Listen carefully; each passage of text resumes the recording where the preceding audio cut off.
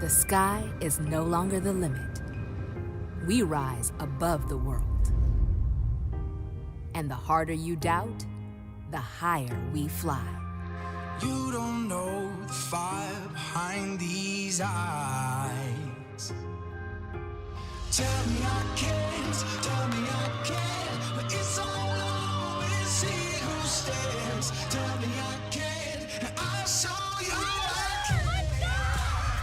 We have set standards and surpassed them. Maryland gets NCAA title number 10. The Wildcats are champions again. Raise the bar and trophies. The Eagles are national champions. We lead by example, inspiring others to follow our steps into the stratosphere. Charlotte North, a human highlight reel. Roar accordingly. She is so fun to watch. When the test is tough, the truth is told about who we are, what we can do, and how far we can go.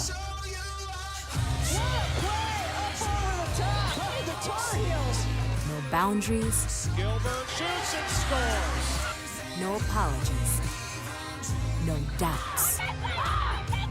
See us climb to find our fate and our rightful place amongst the stars. So much star power in our second semifinal here in Baltimore. You got Charlotte North at number 3, Boston College, taking on Aurora Accordingly's 2-seeded Maryland Terps, playing in their home state, trying to get back to another national championship. BC, obviously the reigning champs from a year ago. What a start to championship weekend. What did we just watch? Number 1, North Carolina, a thrilling fourth quarter comeback. They were down 7 goals with 10 minutes to go. They end up winning that game. I've never seen anything like it, Shin. I have never at all. It was unbelievable. I knew that North Carolina had the talent to do it, but the way they did it, 8 straight goals. Sam Geiersbach, 5 goals. Taylor Moreno being pulled, and she gets back in, makes a huge save. It was unbelievable and shows why they're the number 1 team in the nation. Now, this second semifinal between Boston College and Maryland, coming in, the neutral would have said this was expected to be the better game. Really tough act to follow, but these two teams have the talent to back it up. They definitely do. So much star power on both these teams. Tewaaraton finalists. You have for Boston College, Charlotte North, 348 career goals, and Aurora Accordingly, 5.8 points per game. She's led Division I for much of this season, now at 4th, but been such an amazing player. Charlotte North is probably the most talked about name in the sport of women's lacrosse. She can score pretty much from anywhere all over the field. She can beat you with her speed, with her power, finesse. She can break through the defenses. She finds all the seams. She doesn't need much of an angle. She gets the job done, and a huge piece to this Boston College offense has made them so successful. And on the other end of the field, Aurora Accordingly, the 5th year, has been absolutely amazing. The missing piece of this Maryland offense really gels everything together. She's Canadian, she's slippery, crafty. She puts up points pretty quietly. She's also an excellent feeder, 50 assists on the season, while a team-high 66 goals. So does a little bit of everything, but a huge star for this Maryland offense. And Dana, this is a homecoming of sorts for Accordingly. It absolutely is, Jay. When she was 14 years old, she made a list of her top 5 dream schools that she wanted to play lacrosse at. The first one was Johns Hopkins, where she spent 4 years. I spoke to Janine Tucker earlier in the week, who's the head coach for the Hopkins squad, and she said she's so happy. Of course, she would have loved for Aurora Accordingly to stay at Hopkins for a 5th year, but she's so proud of the way that she has come to this Maryland team and elevated it. When we spoke to Kathy Reese, she said, we've had Aurora Accordingly on our scouting report for 3 years. It was a no-brainer when she came in the transfer portal. We were going to scoop her up, and you mentioned it, she's really elevated this Maryland squad because she can do so much. Now, this is a Maryland program that has become a fixture in championship weekend. They've been to 12 of the last 13, but this is the first for Aurora Accordingly, and a lot of these new players to Maryland. Ready? 2-seeded Terps in white, Charlotte North and Boston College in maroon. And it's the reigning Tewaaraton winner North who comes up with the draw control win. She took over this weekend a year ago. Sheehan, national champion, Tewaaraton winner, scored the NCAA record 102nd goal for goals of the season in the championship game. but she came back to try and do it all again. And what a second act it has been. How does Boston College defend their crown today? It just is doing all the little things right, getting the whole offense involved. Defensively, they've been very strong. But they're going against this Maryland Terrapin team that has been dominant. They had an early season loss against James Madison, but they have been so strong in cruising through this NCAA tournament. Bell Smith couldn't catch it cleanly. Now Mossman has it. Dangerous lefty met by Emily Sterling. Sterling comes in, the #1 goalkeeper in the country. Best save percentage in the country. Big Ten goalie of the year. It's going to be a tall task for a really talented Boston College attack going against Sterling. In cage for BC, it's Rachel Hall. She had 20 saves a year ago in championship weekend. Big reason why Boston College won that title. But she struggled in cage this season, only 35%. Got 20 percentage points lower than Sterling on the other side. Some of the biggest games on the biggest stages, though, Rachel Hall has delivered. She was full of confidence in yesterday's practice, though. Ready to bring her A game. Keisha Walker told us that she thinks that she's taken about 1,000 shots preparing for this Maryland team, so get that confidence back. Lubecker in trouble. They collapse on her, and Hall quickly off her line to scoop up the ground ball. So quick to get it out in transition to Hall. It's huge to make the save and then just get it downfield quickly with the quick clear, start the transition. Dana, so much attention goes to #8 in maroon, Charlotte North, who has it here. But for this BC team, it is not just the Charlotte North show. You're totally right, Jay. And internally, they don't really celebrate individual success on the Boston College squad. And Coach Keisha Walker said, I don't know if that's a bad thing, but our team internally, it's not just the Charlotte show. We have so many players that are feeding off of her success. And what impresses me the most is watching when another teammate scores. She's the first one to jump up in the air and celebrate other people's success on her team. And to me, that's a coach's dream. Gotta support each other. The quote that they've been using along with other teams, but sometimes you, sometimes me, always us, that whole team mentality. Different games, different people are going to be able to need to step up. We saw that in the first semifinal game. Jen Medjid dispossessed. Maryland comes away with it.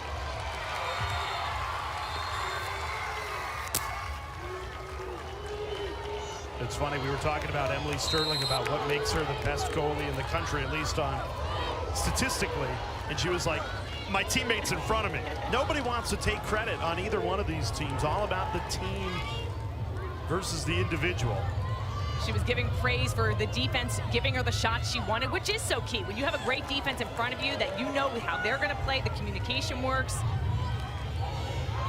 And it shouldn't just be up to the goalie to save the ball. Yes, they're the last line of defense, but if your defense in front of you is playing strong, that gives you confidence as a goalkeeper. And I think one of the biggest attributes of Sterling is that she gives her offense that juice.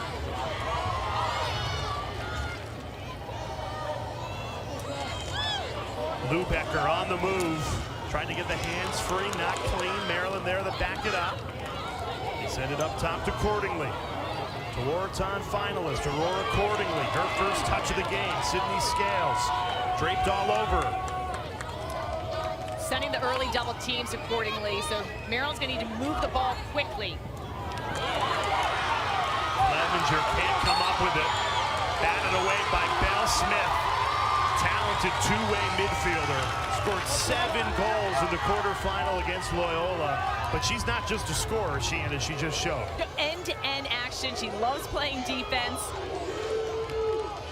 Relentless on both ends, a threat. Huge playmaker.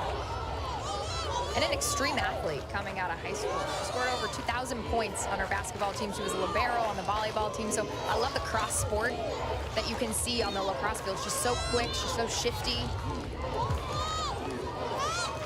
Had such a stellar freshman year. Set Boston College's freshman point record, wins a national championship, and she has followed it up with an even better sophomore season. Here's Charlotte North. Double team comes in. North keeps it in her stick, settles it down. As a defense, when you have a player like Charlotte North, anytime she doesn't get a shot off, that's a win. You hear the sideline erupt on that play, doesn't get a shot off. Maryland's known their excellent defense. They send the double teams early. What a kick Off the save. foot of Sterling, kick save. Resets the shot clock to 60. Excellent save for Emily Sterling. Now this becomes a long offensive possession. That kick save restarts the shot clock, so the Maryland defense wants to make sure they don't get too tired out, and it's key if Boston College can move the ball and make them shift.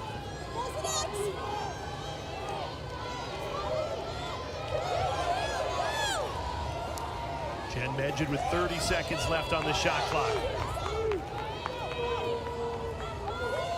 Back to North. Double team doesn't come, and Charlotte North makes Maryland pay.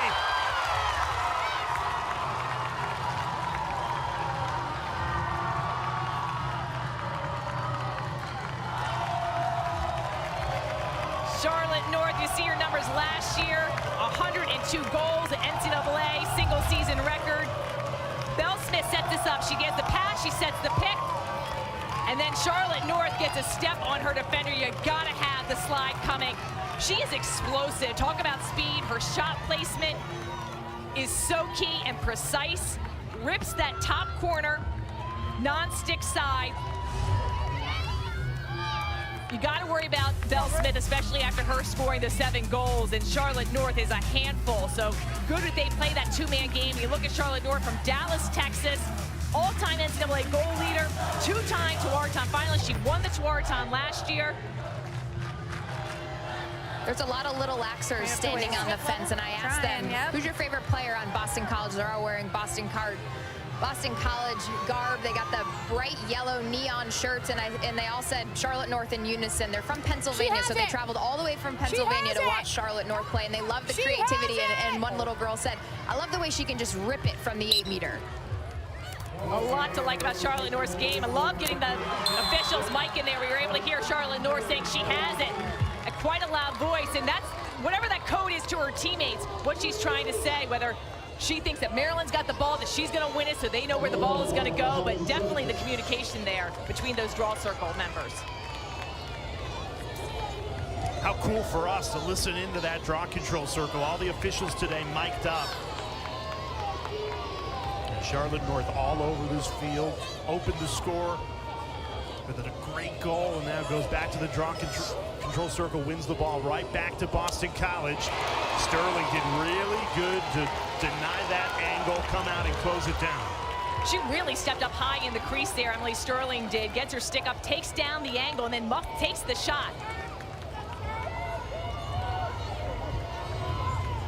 Boston College out shooting Maryland 6-1. Emily Sterling's had to make 3 saves early midway through this first quarter.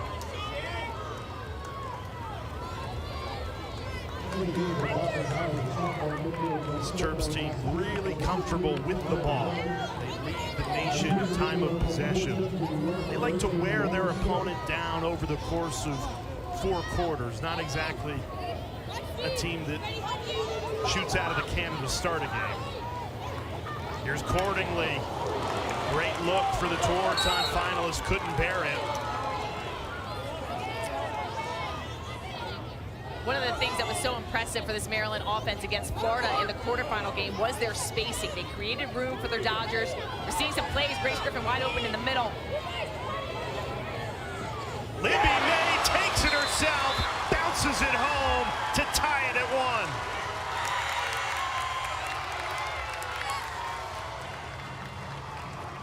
1. Libby May coming off a 5-goal performance against Florida. She was hitting the net pretty much in every way. 7 goals, 2 assists in those 2 games. Great job. The isolation play set up for Libby May. Beautiful bouncer, low to high. She's been getting it done. Really been special to watch in May.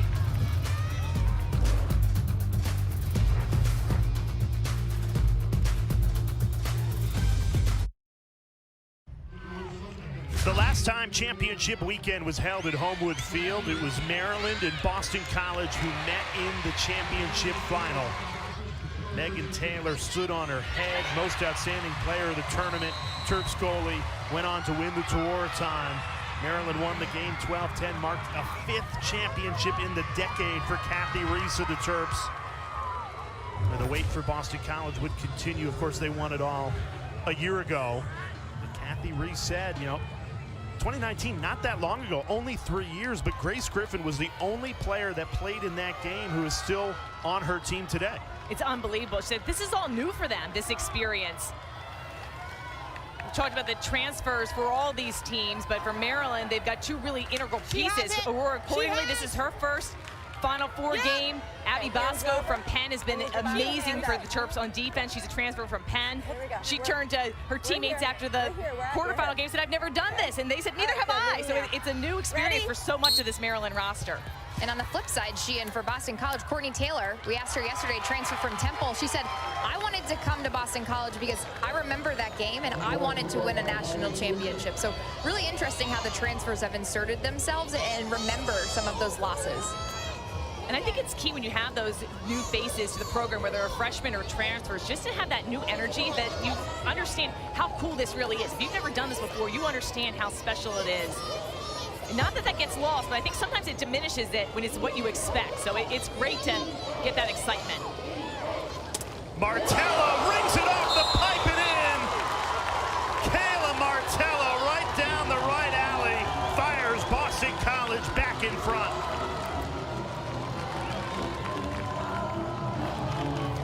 Kayla Martello has been playing lights out. Last year in 2021, just 6 goals, 42nd goal of the season for her.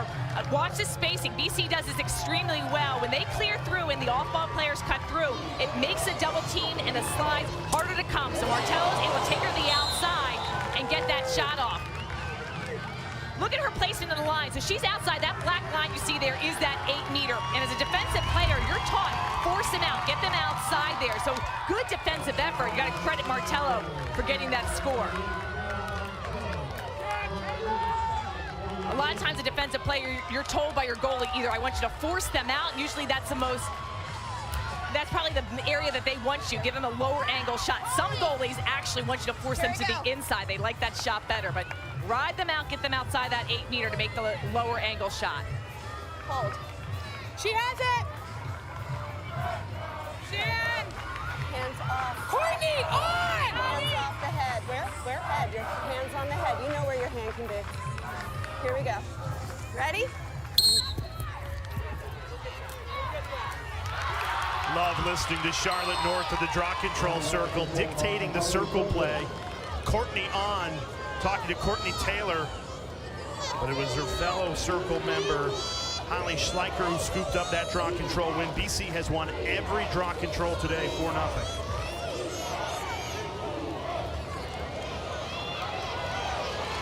North battles out of the double team. I hope everybody at home likes listening in as much as I do, because I'm going to let it, as long as Charlotte's talking, I'm going to let everybody listen in all afternoon long. Well, it's great insight. We actually asked Maryland Shay Ahern, what do you talk about the draw? We always see the lips moving. She said sometimes a lot of players like to talk about anything. They'll talk about the game, the weather, what's going on. She said she doesn't like to talk. She'll always answer. But then you can see them talking to their teammates, and that's what we're hearing at Charlotte North. Double team comes in, collapsed on Bell Smith, foul called.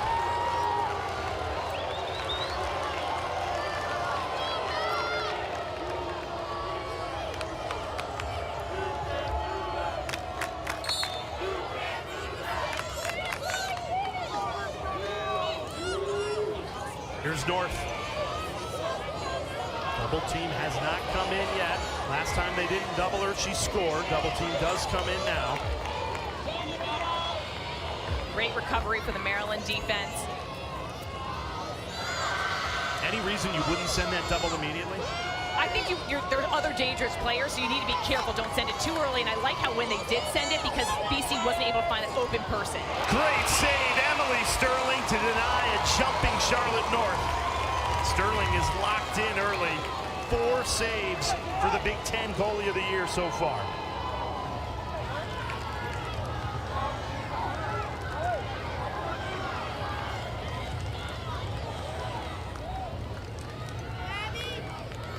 Reese and her staff have credited Sterling so much for her working so hard in the offseason. Last year, she had a 39% save percentage. This year, leads the nation with 55%. So as much as she credits the defense, there's a lot of hard work that went into her own craft. And to me, I see the biggest boost in her confidence. And one thing she did during the offseason was, while training younger goalies, she would shoot on them, and it put her in the mind of the shooter, and she made herself believe it, and she does believe that they can shoot, and it also is really hard to get it in the back of the net, so that newfound confidence has her playing really key in the circle. Looking for Libby May. Miscommunication there, didn't get the timing right. That's a turnover. Because Boston College has won every single draw, Maryland has only had possession in this quarter when they can get a stop or a Sterling save.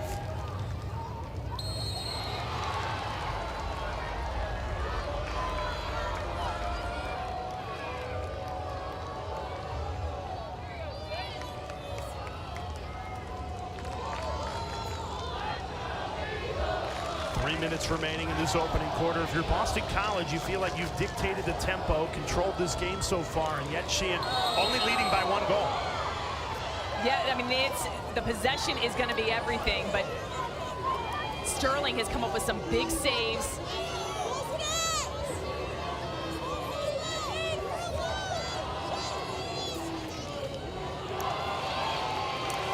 Mossman feeds it inside. Here's Jen Medjid, who runs out of traffic.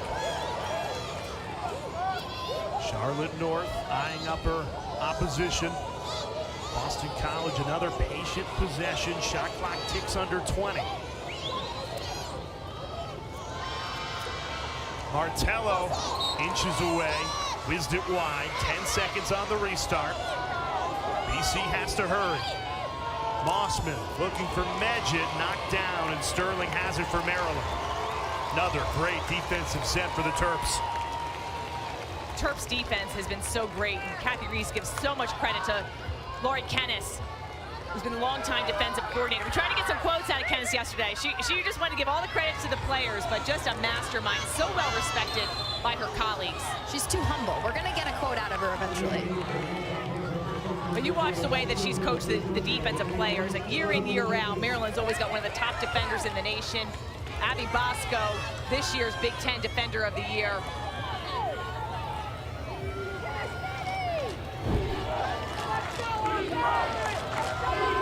Roar accordingly being marked very tightly behind the cage. So BC trying to deny her the ball.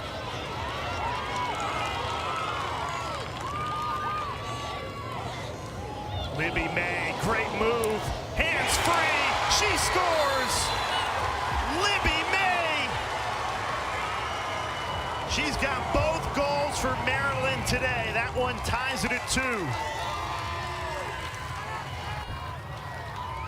When you talk to opposing coaches about Libby May, they tell you you can't take your eyes off of her. She's slippery, she can get open in the inside. We've seen her score her 2 goals, though, off dodges from the up top.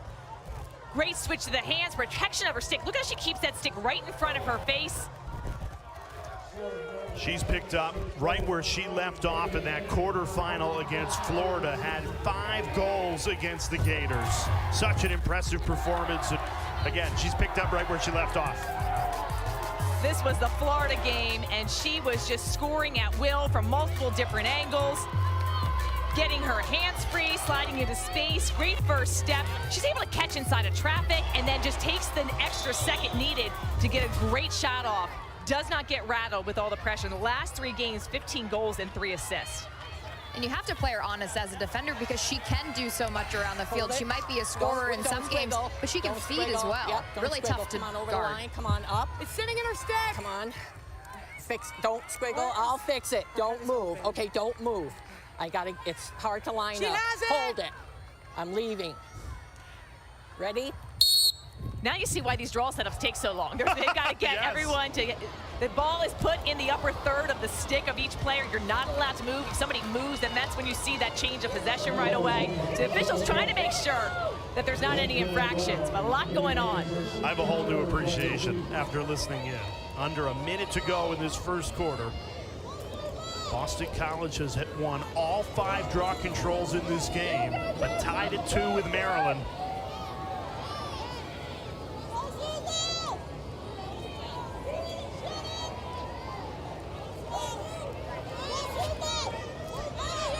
clock is off. Here's Charlotte North. Be a shooting space violation. Good presence of mind for Charlotte North when she caught that ball. There was a lot of defenders in front of her. She pulls it out, gets it to Belle Smith, who's able to draw that foul. Smith was named a first-team All-American yesterday. Terrific sophomore season, 53 goals on the year. One-on-one with Sterling. Charges in, rings it off the pipe, and couldn't get the follow.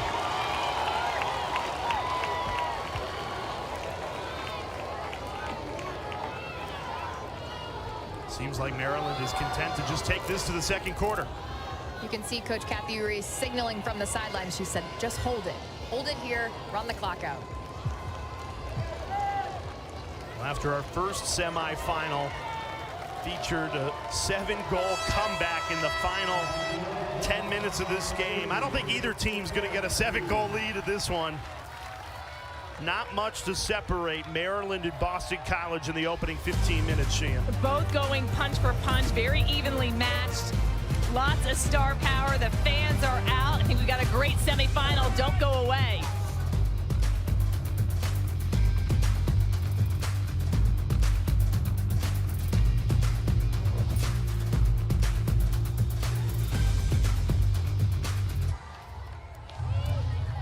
Tied at 2 between Boston College and Maryland as we start this second quarter. Maryland, Big Ten Defender of the Year, Abby Bosco, before every game tapes the initials RB to her left wrist.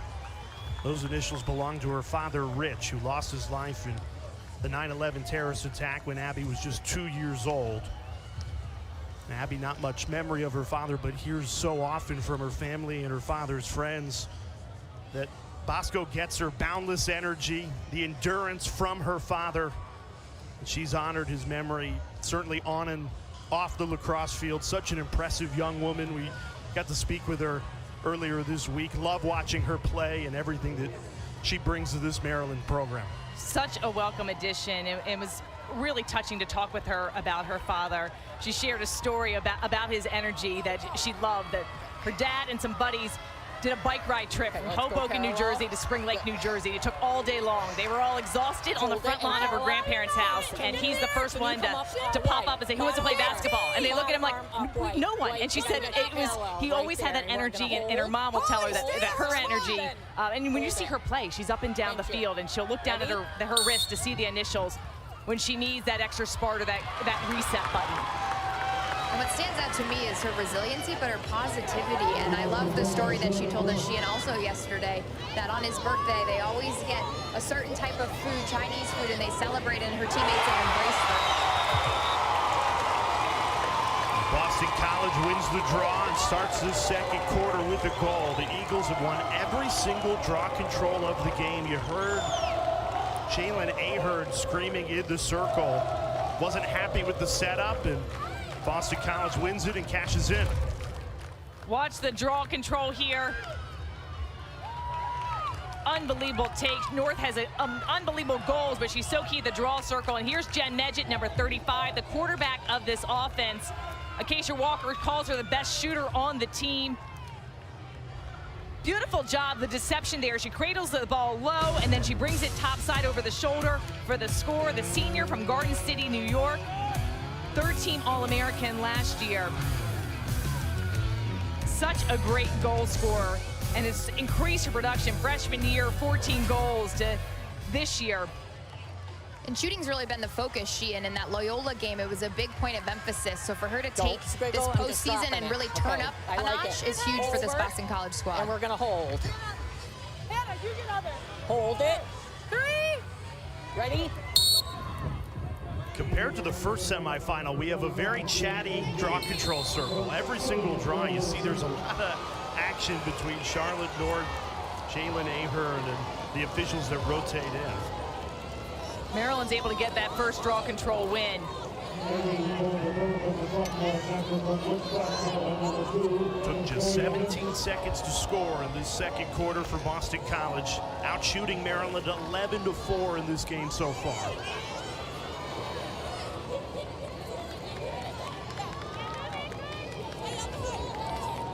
Debbie Mays got both of the Terps goals. Number 9 in white has it here. Aurora Coeur d'Alene being face guarded by Belle Smith now and Melanie Welsh. They've switched off. We see a 3 seconds violation. That's when that defender's in that 8 meter for more than 3 seconds, not within a stick's length of a player. The goal is to prevent crowding inside there, so it's a safety call. Eloise Clevenger steps up for the free position, charges in, one-on-one with Hall. Crease violation, and it'll be Boston College ball. It looked from our angle she got bumped and pushed, but officials are going to give that back to Boston College.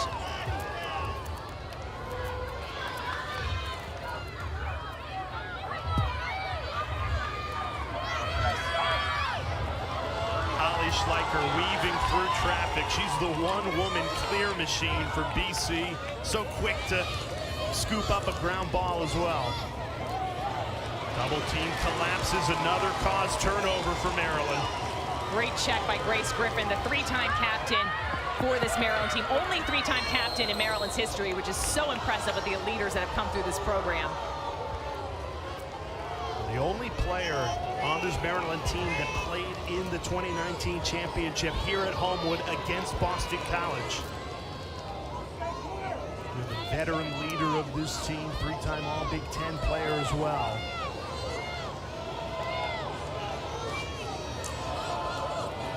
You know a player does it all when you're struggling. Is she a better offensive player or defensive player? Epitomizes that two-way midfielder for the Terps.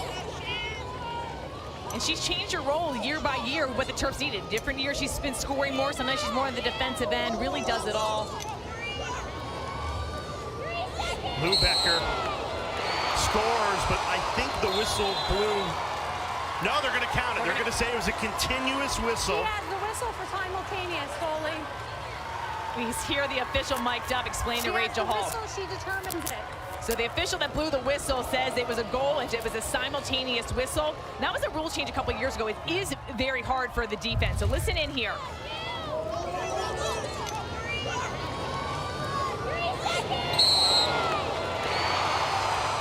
For me, listening into that, I don't think it was simultaneous. What do you think? It sounded like the whistle happened before the shot, and what's supposed to happen is the shot's supposed to be released at the exact same time. So a very tough call there. What's harder for the goalie and the defense is when you're taught to kind of relax when you hear the whistle.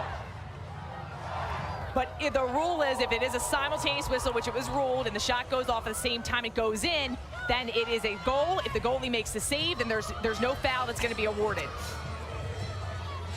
And again, on a whistle, if you're a defender or a goalkeeper, you're told to stop. You're told to stop. Now, they have been trying to practice the last few years dealing with the simultaneous whistle and playing through that. So essentially what your coach should do is just keep playing through to the end. Don't relax when you hear that whistle. In the letter of the rule, the ball's got to be coming out of the stick as the whistle is blown. You moved early. It is white. Violation against Charlotte North, going to be Maryland ball. Third tie as these two teams just go back and forth in our second semifinal. Maryland has never had the lead, though. They can get it on this possession. Totally different from our first semifinal where Northwestern scored the first 6 goals of the game. Built an 8-goal lead, led by 7 with 10 minutes to go, and then North Carolina ends the game on a stunning, thrilling comeback, 8-0 run. And the top-seeded Tar Heels await the winner of Maryland and Boston College. You forgot the 90-minute weather delay that was in there. That was True. key, I think. It was an unbelievable game. Northwestern, all the momentum. And both teams chose to stay and watch, so they didn't go back to the hotel. They were at the field during that weather delay watching UNC and Northwestern. Be honest, Dana, you think they were rooting for Northwestern? I'm not answering that question, Jay Alter. BC so dangerous in transition. L. Smith, the trailer. I think either team, though, does present a challenge, whoever wins this game. Yeah, number 1 North Carolina, 21-0, but in the last 2 games, they've certainly been tested.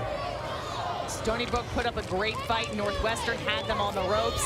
Sam Geyer's back. The transfer from Richmond was phenomenal. 5 goals, couple assists. McKenna Davis adjusts the release angle, goes low, fools Emily Sterling, and the freshman puts Boston College up 4-3. Great take for McKenna Davis. 4 different goal scorers for this Boston College team. Davis made her mark as a freshman on this BC offense. Beautiful job with the split dodge. She takes her defender in, split dodge, and then creates separation, gets to the inside of the 8-meter. Acacia Walker, 5th consecutive appearance in the NCAA semifinals, and she still proceeds to tell us that they feel like they're the underdog. She has to be happy with that. I asked her about McKenna Davis the other day at practice, and she said she's done playing like a freshman. No more excuses. I know she's really happy with that goal score. You see in the stands the sea of yellow, and that's been signature color for this Boston College team over the course of their NCAA tournament. They made those yellow shirts the neon, so their fans could stand out in the crowd. When they would look to the crowd and see all these fans, they would know who's rooting for them. And as the years have gone by, those yellow t-shirts have grown in number. Stop moving your stick, please. This down here. 3! 3! Where? There. What about hers is there as well. Hold. Stay outside. Watch that ball. Hold. Abby, to you!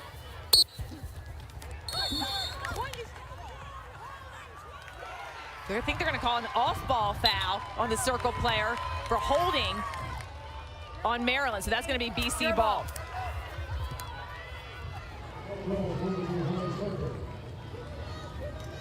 So interesting listening in to the draw control circle. You hear Shaylin Ahern scream, "Abby to you," talking to Abby Bosco, who's the Circle player on the near side of the field. It goes the opposite way. Do you think that's gamesmanship? Totally. I was just going to say, I wouldn't trust whatever they're saying, because it could be It's a opposite. game. It could be, yes, there's all sorts of. Back in the day, we definitely had signals on the draw. You weren't limited to as many players. You could have a lot more players on the circle, but there was different way you would stand with your footwork, different body positioning.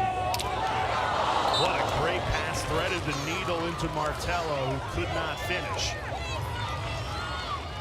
This is where North is dangerous, behind the cage. Right on cue, Charlotte North delivers.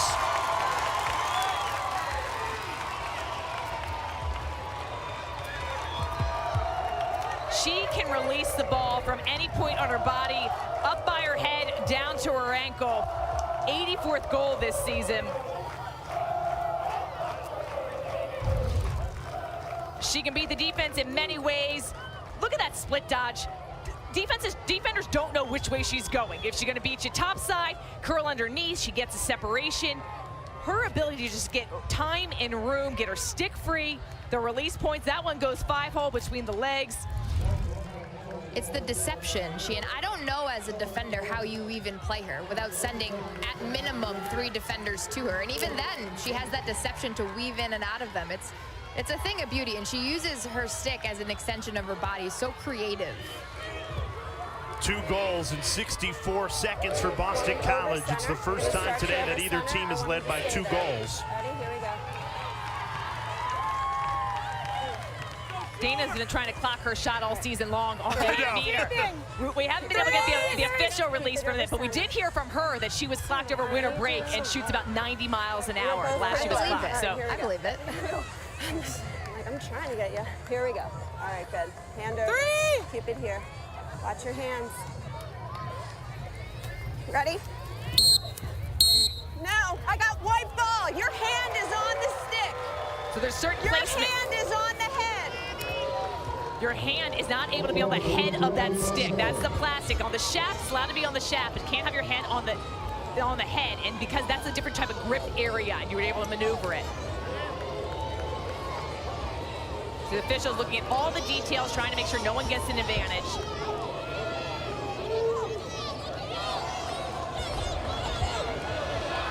Battle for the ground ball won by Melanie Welch. O'Rourke with a takeaway too, the scrum for the 50-50 ball. Two teams that are never going to give up on that ground ball. 18. Get 18 back. 18, you're behind. 18 behind. Whistle start. The player they're calling behind the goal is behind the player with the ball is the one who makes the infraction. So if you foul somebody, you're supposed to go 4 meters behind. So that's why their officials calling them back.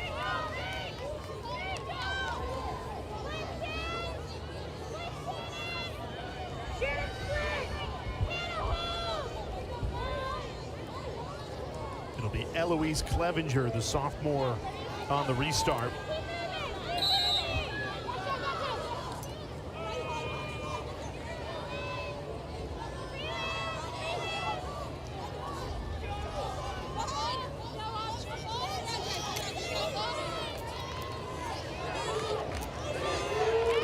Lipkin lost her footing, bounces out to Shannon Smith, the transfer from North Carolina, circles it up top.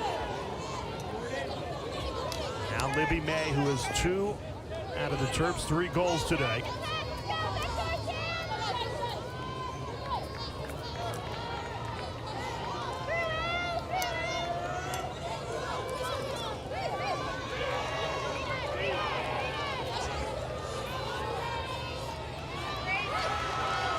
Grace Griffin on the drive. Boston College collapses and earns the cause turnover. Great defense. Beautiful job. Ryan Smith in there. BC with a ton of pressure coming up with the turnover. Excellent ride for Maryland.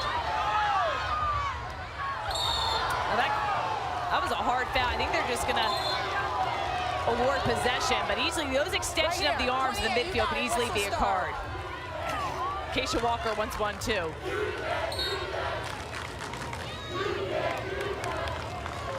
Walker, who played for Maryland in her playing days, now has taken over Boston College and turned them into a perennial power. 5 straight championship weekends. And in the previous 4, they are 4-0 in this semifinal game. Tough test to come into Baltimore, Maryland's home state, and try and beat the 2-seeded Terps, but they've been in control in this first half. A 5-3 lead, looking for more.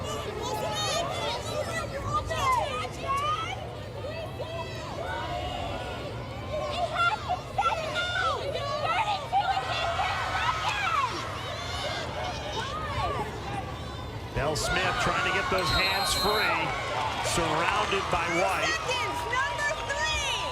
Number 3. Some free position for Bell Smith coming.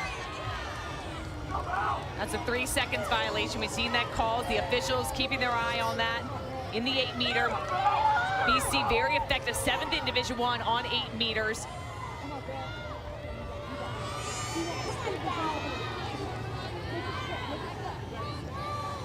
Smith one-on-one with Sterling. Great save. Opposite stick side. Sterling did so well to move across her body to make that stop. And great job by the defenders on the right and left side of Bell. You hear the sticks clanking together. That's what you're supposed to do. Put your stick in the passing lane or in the shooting lane to hopefully deflect. Made it a little bit easier to make that save. Another stop by Sterling. That's 7 saves in this first half. Boston College relentless. They're winning the 50-50 balls right now. Keeps possession alive. You can see from the sideline, hands out to the side, meaning slow it down right here. Take a breath. 45 seconds left in the shot. Now look at the shot differential. BC with 16 shots, Maryland with 5.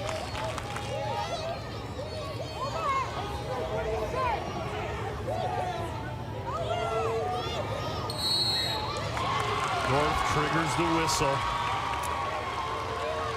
See a shooting space violation.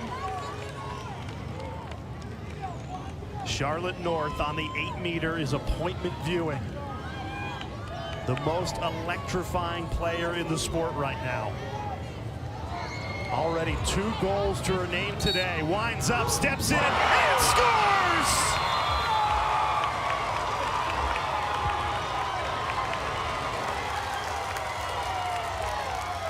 just a statement maker. She steps out to the 8-meter, and you can almost feel the fear of opposing defenses. 351 career goals. Charlotte North steps and rips it. BC's got the lead, 6-3 over Maryland Terrapins.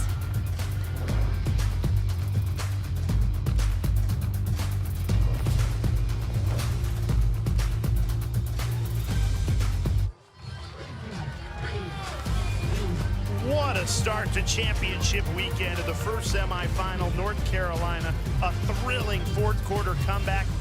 They were down 7 goals with 10 minutes left, gutted it out, found a way to win, and now the top-seeded Tar Heels await the winner of Maryland and Boston College. It's the Eagles, the reigning national champs, with a 6-3 advantage.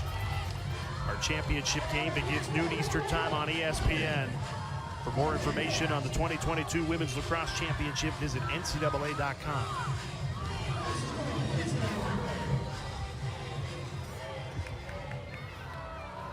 Remember, read it. All right. So I need your hand off your stick. There you go. Yeah, when your finger slides up the head of your stick, it can't be there. Hold on. Hand, let's get your stick set up over center. So they got to be over that center let's line. Leave them there. Are we happy with the height?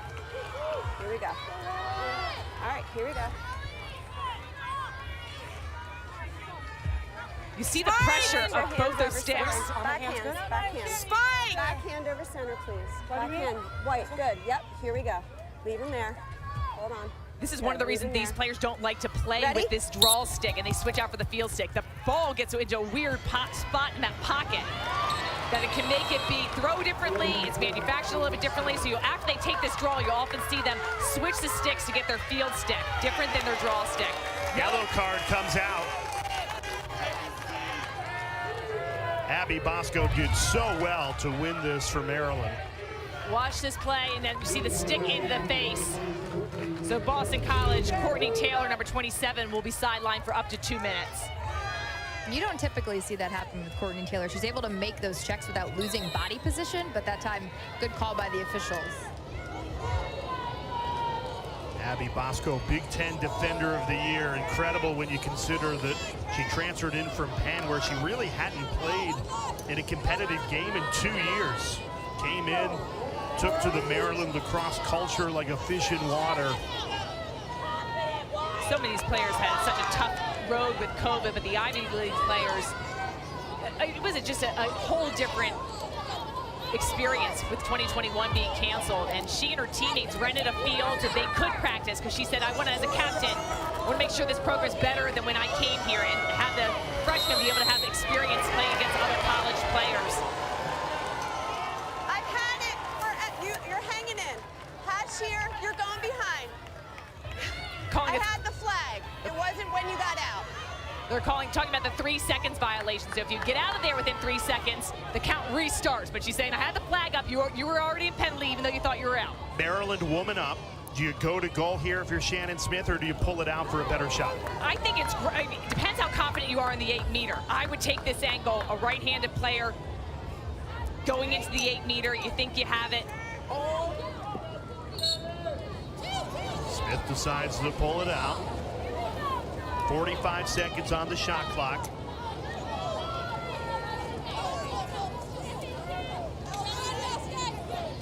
Here's Cordingley. Barely touched it in this first half.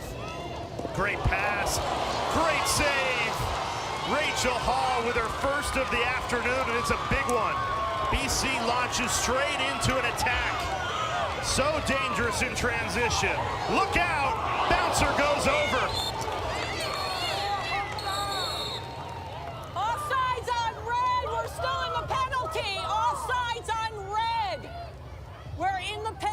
Correct?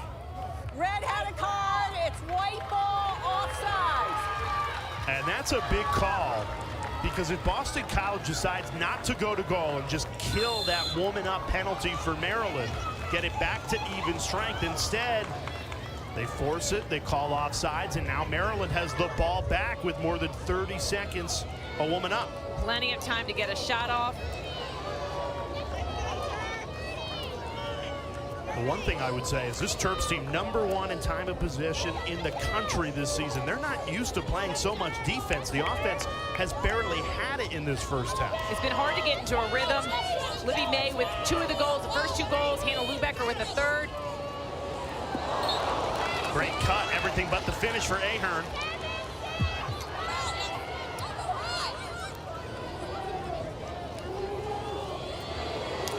Right back to Ahern, and this time she finds the back of the net.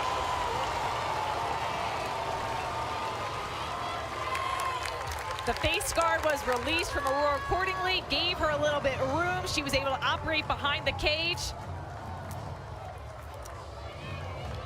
Jalen Ahern, 2-time second team, all Big Ten selection. Huge leader on the draw. Great look here, accordingly from behind, finds Ahern up top with so much room. Couple steps in there to generate the power. Beautiful overhand shot. See the little pump fake up there. Just causes the goalie just to freeze ever so slightly.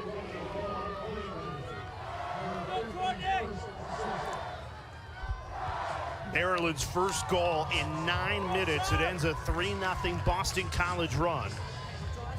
Way too low. Can we get a compromise here at the waist? Ooh, sorry, at the waist. Hip, sorry. Okay. You like to hear, I like to hear. That's good. I'm going to open. Please don't bring your stick down. Yep, just keep it, both of you. And hold. Up, up, spike. And up, red, with the bottom arm, red. Good. I'm leaving. Hold. Ready? Love that access. Can't get enough. Unbelievable sound. Big draw control win for Maryland as well.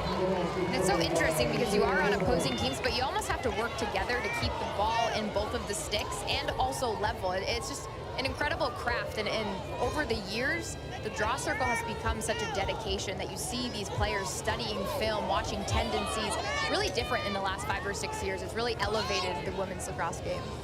You see even the circle players lining up differently. Sometimes they're on that large black circle. Right now, the last couple draws, they've been set back a couple feet so they can run inside. They're anticipating a longer, higher draw.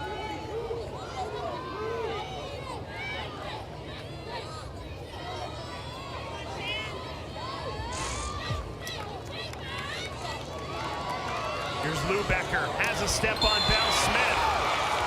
Draws the foul. Was the foul leading up to it? You're here, you're here. The check was fine. It was a foul that led to the check. I had you across her body and then up and over. The check was fine. I'm drawing a flag for the first foul. Back up your foot, Red. I love hearing this sound because that check did look clean, but we're not seeing the first foul is what got called. And Lubecker cashes in on the free possession. Back-to-back Maryland goals.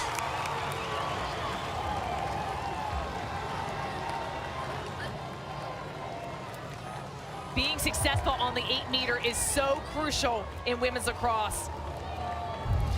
Lubecker is an unbelievable goal scorer. Great accuracy. She was actually homeschooled her entire career from preschool through high school, came to University of Maryland. Her home state of Maryland, she's getting to play in for her home school.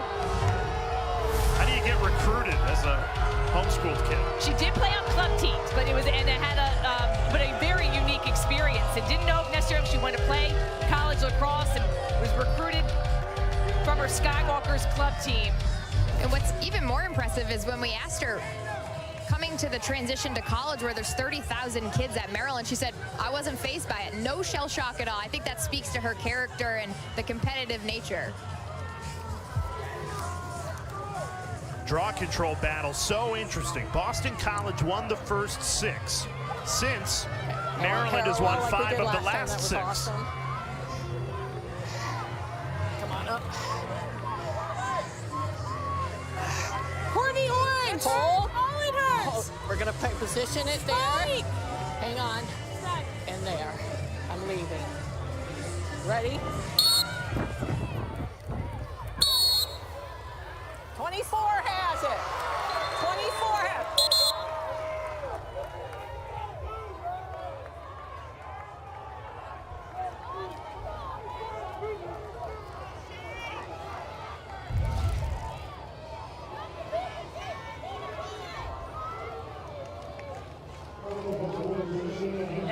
Everyone's fighting for these balls. Maryland started with the draw control 0-6. Since that, they've gone 6 out of 7. Not injured or anything. Okay. We're good? Okay.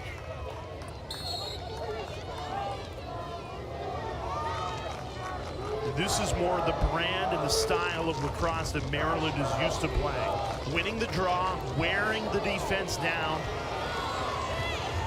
In the first quarter, they had not a lot of possession. All the focus was on their defense and Emily Sterling, which it has not been in the first 20 games this season. But they've adjusted really well, and now they're back on the front foot.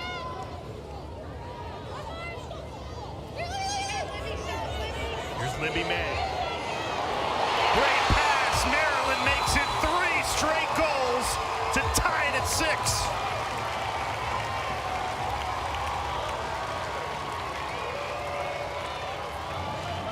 The momentum has changed as Maryland has gotten more possessions coming off the draw control.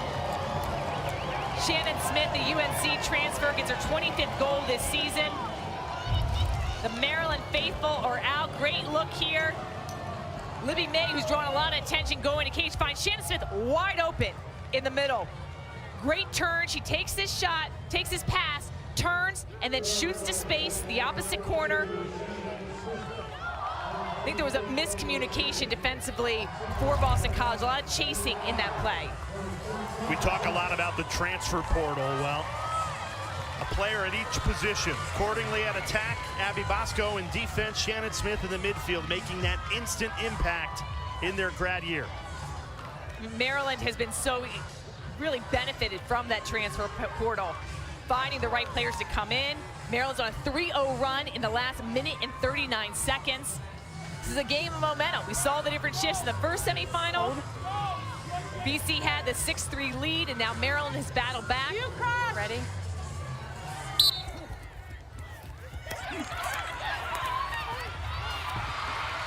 Another draw control win for the Terps. Maryland with all the momentum in this game. They scored 3 goals in a row. Make it, take it lacrosse right now for the 2-seeded Terps.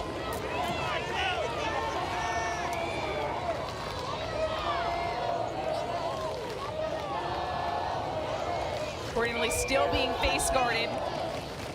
Opting to pull herself out of the play right now. You can see her on the bottom left of the screen. So now BC, this will open things up for this Maryland offense. Playing 6-on-6.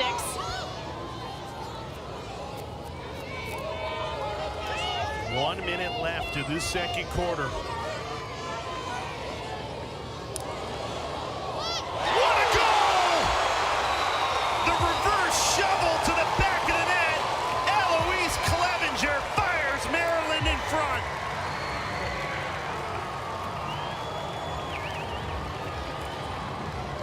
Beautiful shovel shot for Clevenger. Last 3 games, she's been on fire. 5 goals, 9 assists. Is the change of levels here of the shot. So she turns it, the scoop, and a little Twizzler shot. She got the flip of the wrist there, which is able to place it in that top corner. But the stick goes low, down hip level, twist to the wrist, flips that high. She's been so impressive. She didn't get a lot of playing time last year. And she's come in, and Kathy Reese said that she's loved watching her blossom. She can run the X game accordingly. She can feed, she can score. Let me slide you this way. Her sister Shay plays for Loyola. Boston College knocked Shay and the Greyhounds out in the quarterfinal. And their mother Elizabeth battling breast cancer this season.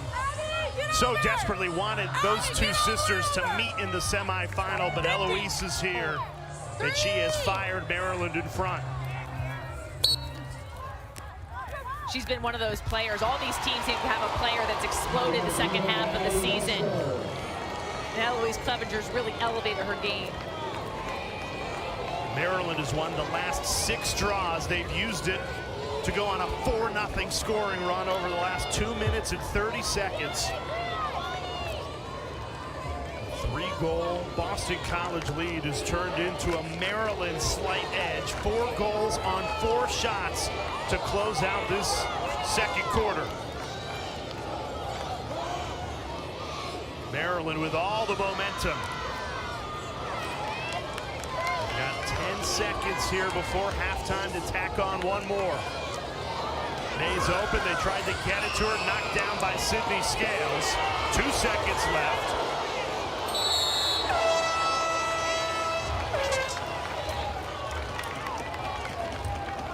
That will do it for this first half.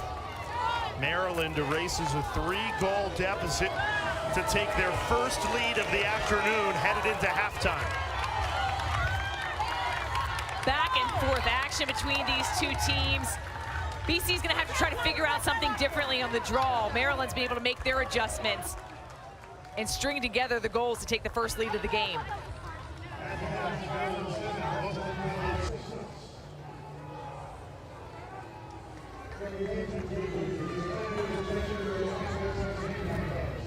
Charlotte North, she's got 3 goals to her name, but Boston College trailing by 1. It was Maryland who dominated the end of that half, and Dana's down with Terps head coach Kathy Reese.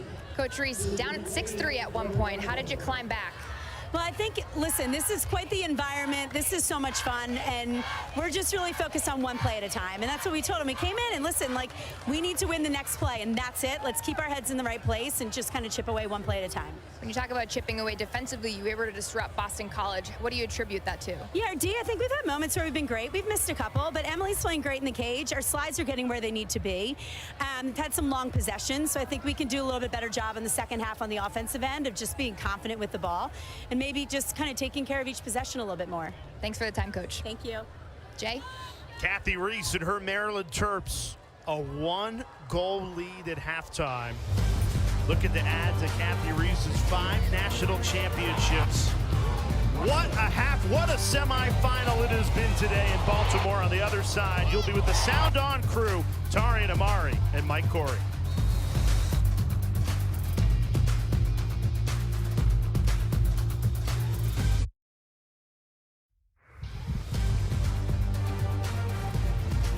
Welcome back to Homewood Field in Baltimore, Maryland. Halftime of semifinal game number 2 between the Terps and the Eagles. Maryland leads it 7-6 at the half. We welcome you back inside the Cordis Lacrosse Center, everyone. Good to be with you. Mike Corey alongside Tari Candemiri and Amari Pollard from Sound On. Dana Boyle as well.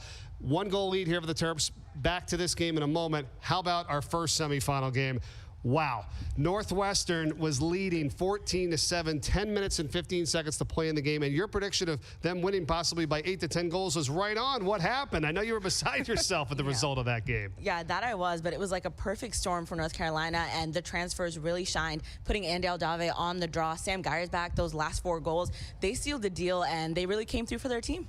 It happened so quickly. I feel like we were watching it, and everyone was just kind of confused, like just one after the other, and I think kind of disappointing for Northwestern because they had such a big lead, but it was great to see UNC do what they do best. I was sweating, and I have no emotional attachment to either team. It was the sidelines, the way that the teams were fighting and battling. It was a physical game, and you mentioned it. Sam Geyer's back and Andy Aldave for the transfers. They really stepped up as they have all season. Tremendous game, too, for Lauren Gilbert and a losing effort for Northwestern. I know she really wanted this one badly. She was the last person to walk off the field, and just, you know, your heart sinks, you know, for Northwestern. But what a comeback win. North Carolina scoring the final 8 goals of the game to get the win, 15-14. They now try for a national championship on Sunday. Back to this game here with Boston College, who had a 6-3 lead. All of a sudden, Maryland scores the final 4 goals in the last 3 minutes and 25 seconds in that first half. Yeah, no lead is safe today. That's what I've learned. So no more bold predictions for me, but Maryland just doing a fantastic job moving the ball around, and then, you know, in goal, we're just seeing phenomenal play from Sterling as well. And I think their defense is just so tight, and they're on BC. They're not giving them as much wiggle room to get around, but I mean, we do see those key goals from North coming around, getting the shot in. It's tight. I think at the end of the day, the selection committee did a good job. They picked the best 4 teams, and so that's why you're seeing a battle on both ends of the field. It's competitive, and it is going to take to the final whistle to decide the winner of this game. And it feels almost weird, though, because it's like quiet in a way, just because they keep on going back and forth, but it's calm. It's much calmer than the last game. Yeah, super good matchups, and I'm just enjoying all of the lacrosse. Again, the fans are loving it. The stands are packed, so it's a good day. Yeah. Well, one player that's not quiet is Charlotte North, the way she kind of has that wind up there on those free positions. Boy, already with a hat trick so far in this game today. I'm a Charlotte North stan, okay? That's well known by people, but it's just the way she shoots. You can see the young players on the sidelines watching in awe, and I mean, she just does it so perfectly every time. It's the low to high for me, folks. I don't know. And it's the celebrations. They're incredible. But what I love most about Charlotte North is that she celebrates her teammates. So yes, she's that pure goal scorer, but she's also setting her teammates up for success. And when they score a goal or they get a ground ball, she's jumping higher than she is when she scores a goal. And I think as a coach, that's a dream when you have a player like that that puts the team first. Right, and it's not just Charlotte North doing all the stuff out there. We see a lot of production from the teammates around her. Right, and that's how it's going to have to be. Keep getting Medjed involved, Smith involved, all of the offensive threats that Boston College has. They're going to make an impact. What about Emily Sterling in goal for Maryland, the way that defense has clamped down a little bit late in this first half? I mean, Sterling's been phenomenal in goal. We love a vocal goalie, just so athletic, able to get the shot at any level. Yeah, that communication is key, and you can see the defense reacting to her. The biggest jump, in my opinion, is the confidence from last year to this year. And she did a lot of work on the offseason. She trains goalies, so she was shooting on these goalkeepers. And she had the mentality of a shooter, and she said, it is really difficult to make a shot in the back of the net. So I do need to be confident when I am in the cage. And I think that's so huge. It's a mental aspect when you're a goalkeeper, but she's amazing for Maryland. Dana, you're on the field there. What's the mindset like for both teams? I felt like in that first game we saw there was no emotion from UNC in that first half. Obviously it picked up in the second half. What are you seeing from Maryland and BC today so far? Intensity. They want to win both ends of the field. Goalkeepers are very vocal. Defensively, you see those tough matchups. It's physical. They're getting in each other's hands, so it's a battle out there. All right, no bold predictions from you in this halftime, okay? We're just going to watch and enjoy the start of the second half. We'll come back with it. It is Boston College and Maryland. The winner moves on to the national championship to take on UNC. We're back with more in Baltimore after this.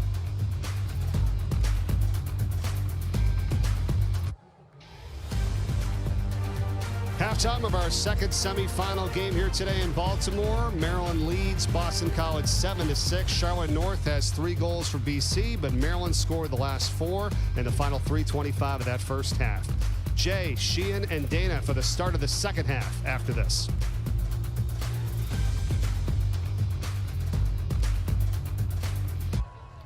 What a start to championship weekend we've had in Baltimore. North Carolina's 7-goal thriller in that fourth quarter came down. Huge comeback, and now these two teams, Maryland and Boston College, Sheehan, not much to separate them. Boston College nosed in front, but Maryland ended strongly. 4 straight goals to take the lead at half. I think the biggest difference was Maryland winning those draw controls, converting on the possessions. BC has more shots, but hasn't been able to convert on many of those, and Boston College just 1 save right now. So they need to make sure that they really lock down on those Maryland offensive players. It's a Maryland team that leads the nation in time of possession, and for much of that first half, the ball was in the stick of Charlotte North and the Boston College offense. It wasn't until the late part of the second quarter where they really controlled the tempo of that game. Dana, what did you learn at the half? I talked to Coach Acacia Walker-Weinstein coming out of the locker room, and she said, we sort of hurt ourselves. We were all on a different agenda. We got to make sure that those 3 big momentum shifts, we manage that and just play Boston College lacrosse, share the ball, win the draw off the possession, and do all of the things really well that we did in that first quarter, Jay. BC, the reigning national champions in this sport.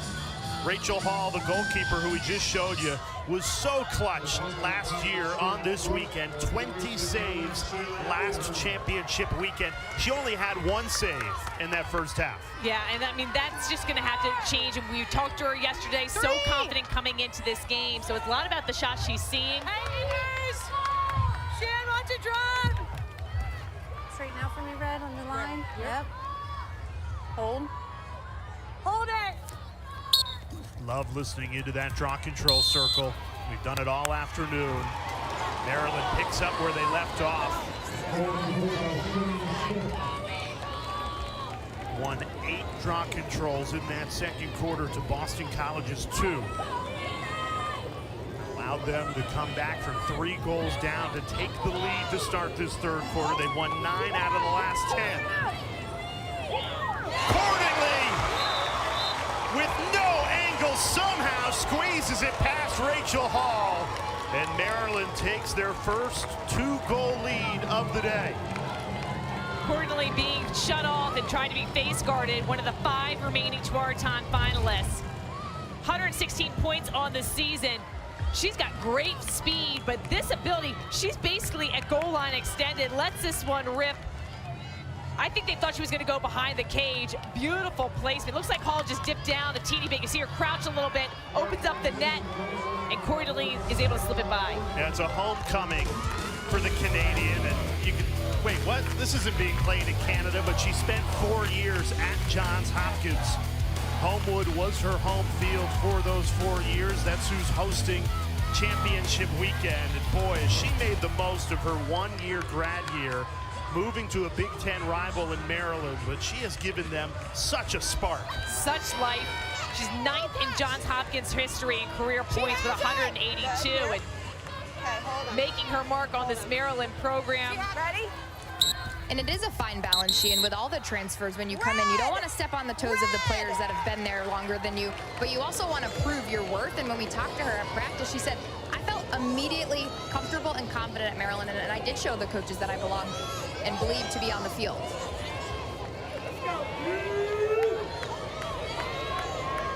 We talked about playing at Homewood too. She said, well, it's really cool. I get to be on my own home bench with them being the number 2 seed. They're on the home bench side.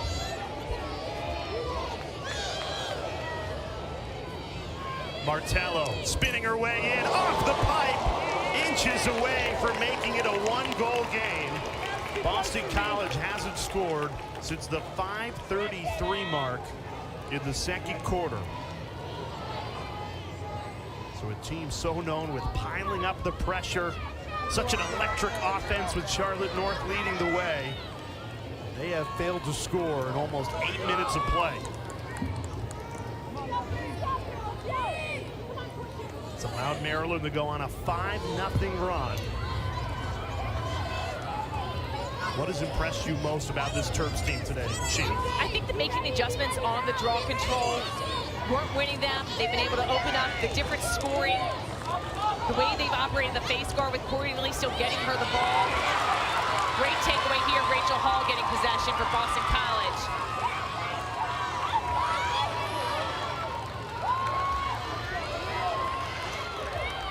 Courtney Taylor clears it. Talk about impact transfers. Courtney Taylor's been a big one, coming over from Temple. Second team All-American, first team ACC player.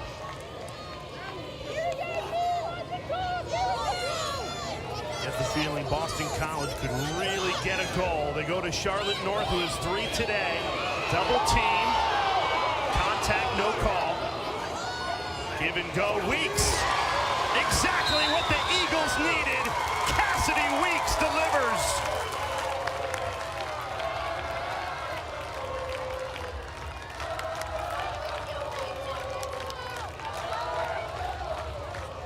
This play starts because of the defense reaction when Charlotte North has the ball. You want to send the double teams early. North tries to drive here. All the defenses work. You see their eyes. They're all focused on Charlotte North. She pulls out, doesn't have anything. Moves the ball, and this is why the play happens. It is the one more pass, the give and go. Medjid right back to Weeks, and Weeks with the finish. Great play here, and the extra pass is why BC is able to have success on that score.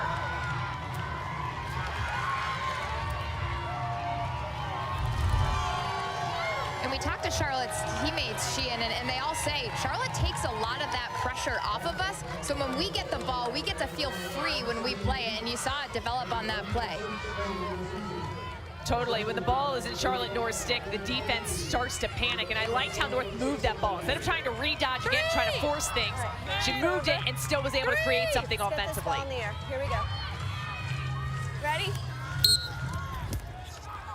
That Cassidy Weeks goal ends a 5-0 scoring run for Maryland. Terps back on the ball here after the draw control win.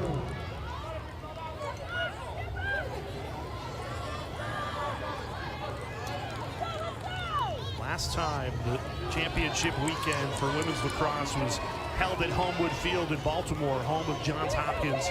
It was Boston College and Maryland that met in the final 3 years ago in 2019. These two programs meeting now in the national semifinal. North Carolina awaiting the winner. Lou Becker on the move. Foul called. You're here. You're up in her back. Here. Behind. Before the check. Before the check. Sydney Scales not happy with that call. But the foul is the foul. I need you here. I need you here. Please.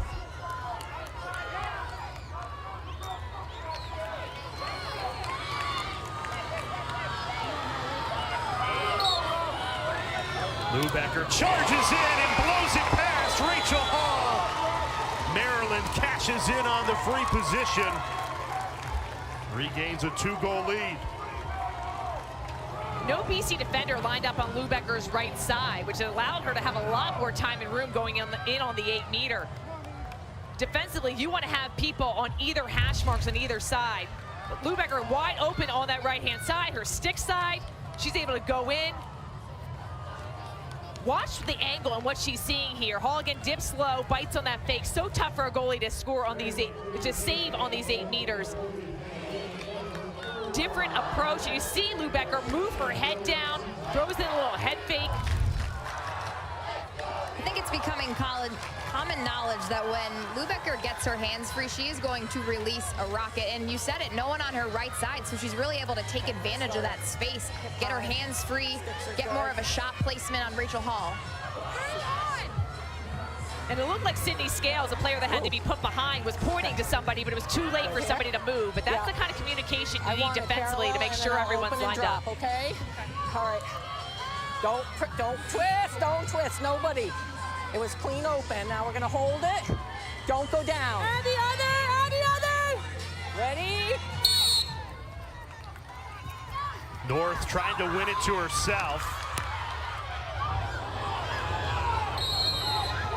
It'll be BC ball. Schleicher was shoved in the back. Maryland answers with that goal 41 seconds after Boston College scored to make it a 1-goal game. These two teams going back and forth.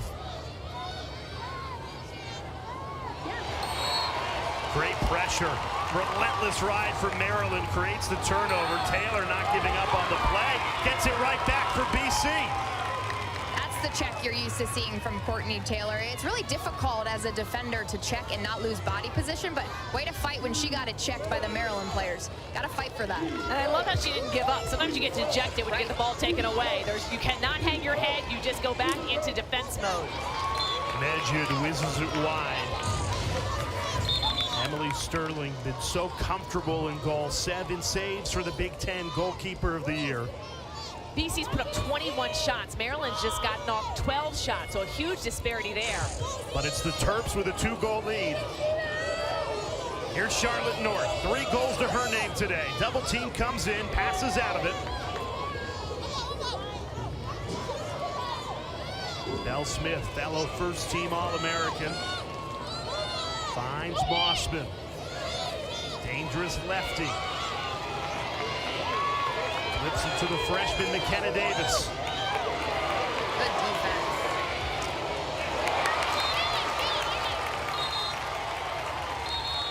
No foul called. 20 seconds on the shot clock. Yep, Medjid will get the reset. Looks like isolation play set up for North. All eyes on North. Trying to get those hands free. Goes low, misses it wide. 5 seconds left on the shot clock. BC has to hurry off the restart. Not going to get a shot off. Great defensive possession by this Maryland team. You don't see those expirations of the shot clock happen that often to this Boston College team, and that's why the defense gets jazzed up. That's a huge win. Going back to that 2019 national championship we were just talking about a few moments earlier, when these two teams met in the final. Maryland won at 12-10 here at Homewood Field. Speaking with Acacia Walker, she said although the players have changed, it was 3 years ago, a lot of graduations, the programs have remained the same. The core culture of the programs have remained the same, and she felt like she didn't have enough offensive adjustments in that final against the Maryland defense. You see a shot clock violation there. You wonder what Walker's going to come up with on the sideline as she continues to adjust in the chess match that is Acacia Walker and Kathy Reese on the sideline. It was very interesting talking to her. That loss still stings. Great save, much needed save for Rachel Hall. Good outlet pass. That she remembers this field, the pain. That team had so much talent for Boston College. Kenzie Kent, Sam Apuzzo, and Dempsey Arsenal. What a goal! Jen Medjid, a perfect transition goal off the Rachel Hall save. You can't draw up transition play better than that. Much needed. Hall gets her second save of the day. Medjid, so efficient, 57% shooting, 16th in Division I. Look at the ball do the work. It's so pretty with it in the air. Beautiful passing, and Medjid gets to the inside with a great finish against Emily Sterling.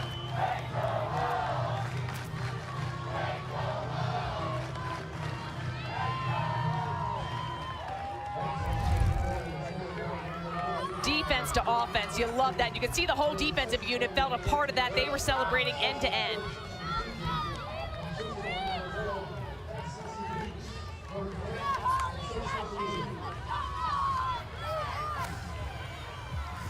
Took just 15 seconds from the Rachel Hall save to the Jen Medjid goal. We'll get comfortable for both of you. I like it. Oh, no, I'll drop it. Her head is open. No, her head is both of you are. Come on, come on. My head is parallel. not open. I'm going to open it, and I did, and we're going to hold and pinch. I'm leaving. Don't move. Ready?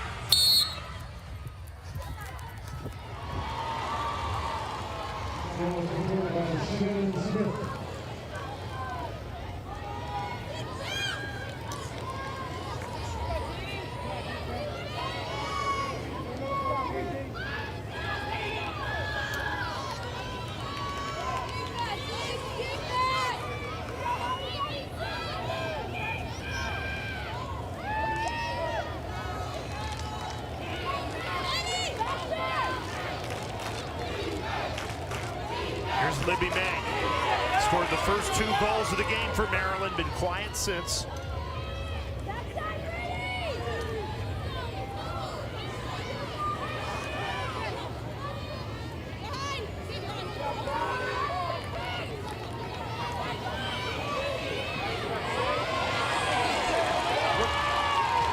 Great defensive footwork.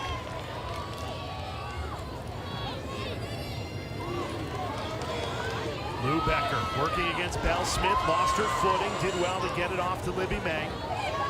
20 seconds on the shot clock. Jordan Lipkin weaving her way in, has a step, dove into the crease. They're going to count the goal.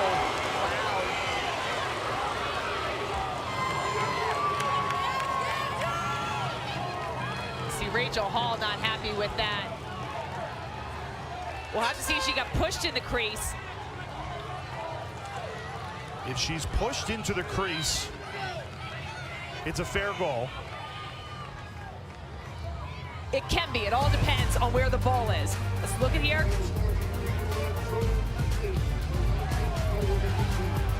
Looks to me like there's a dive in there, and that's you're not able to go with your body into the crease, but the officials call it a goal, and Maryland up 10-8.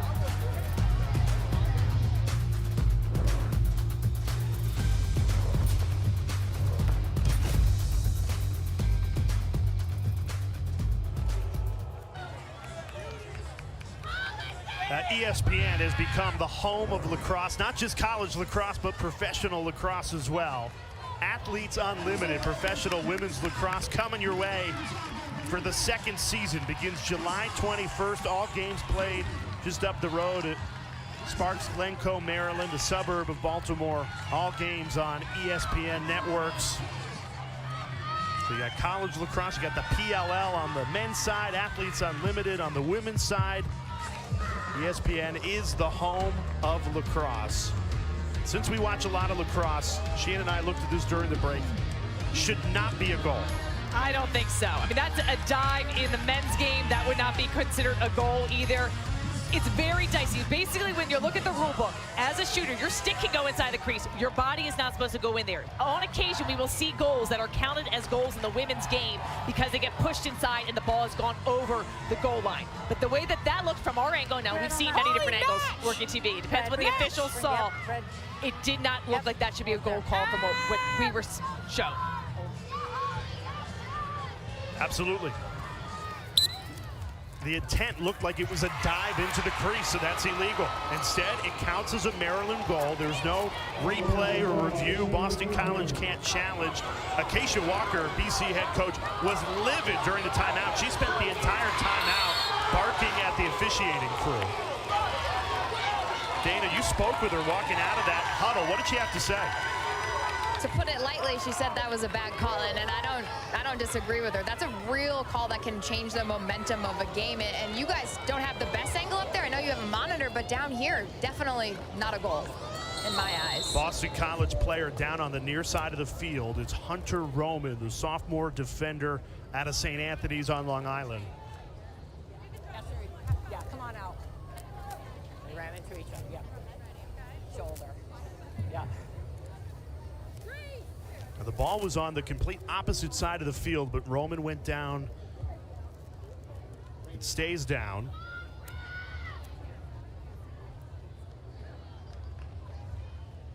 Roman was such an integral part of the national championship a year ago. Boston College winning it at Towson. First championship in school history. She was just a freshman on that team, but started on the defensive group the entire year. Has had a strong sophomore season as well. Will check out of this game. We'll try and get you an update as soon as possible. She's got a smile, so that's good. Yeah, it's got a smile. Sometimes just a little shaken up. I didn't see the collision.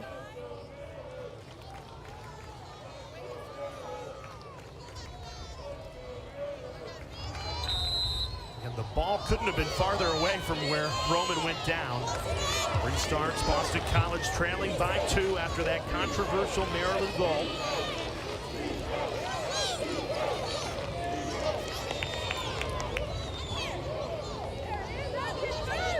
BC out shooting Maryland 24-15, but they don't have the lead.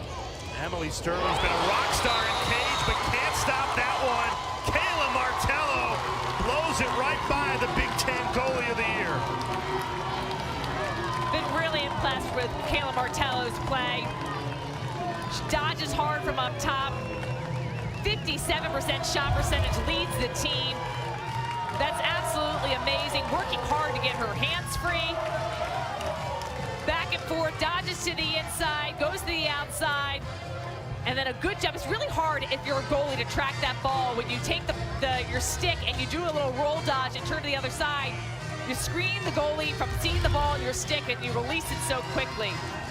Tremendous growth from Kayla Martello, in my opinion, and she really worked in the last few games, working not just on catching in tight spaces, but dodging in tight spaces. And don't let that initial pressure of a defender rattle you. And she's a young player. She's just a sophomore and has made tremendous leaps for this Boston College squad and has really come up big in the postseason. Outside of Charlotte North and Jen Medjid, this is a really young Boston College team. Belle Smith, just a sophomore, one of their stars. They've got a lot of young talent out there. Continue to get great recruiting classes. Belle Smith, one of those players who's had an amazing game against Loyola, 7 goals. Has not scored a goal this game, making an impact different ways. 0 goals, 0 assists for Belle Smith, the super sophomore. First team All-American. Maryland has done a nice job shutting her down. Smith with it here.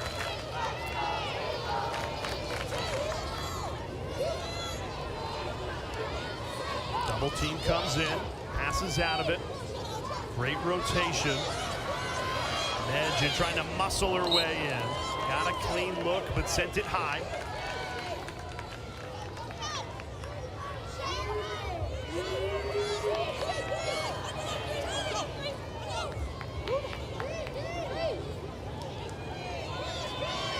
Medjid again, the bouncer goes over. bounce shots that go over the goal. You're just trying so hard with so much power.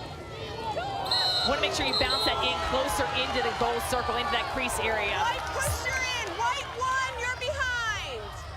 Center hash, white 1. You hear it right from the officials. They put you on that hash mark closest to where the foul occurs. They want her on the center hash mark.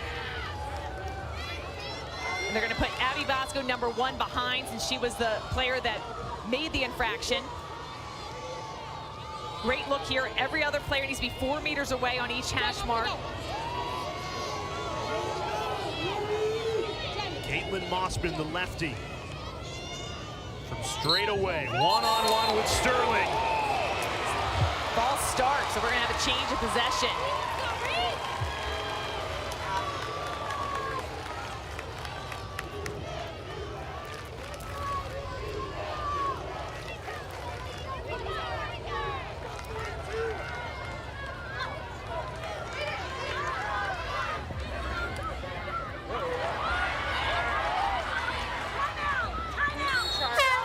What a big pickup. ground ball pickup by Shannon Smith. Timeout, Kathy Reese. Her first called timeout.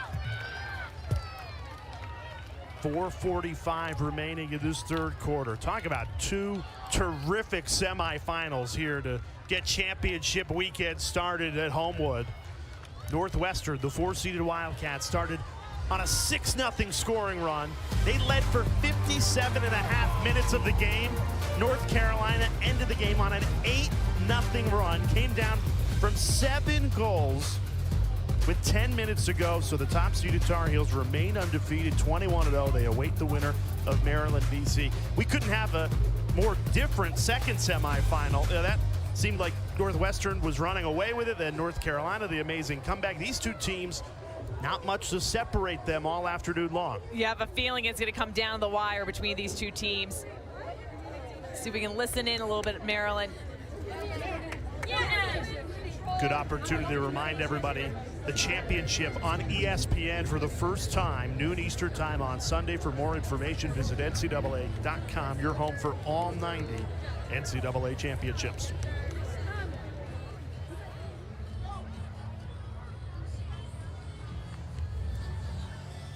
Yeah, look at the recent champions. Obviously, Boston College, the reigning champs.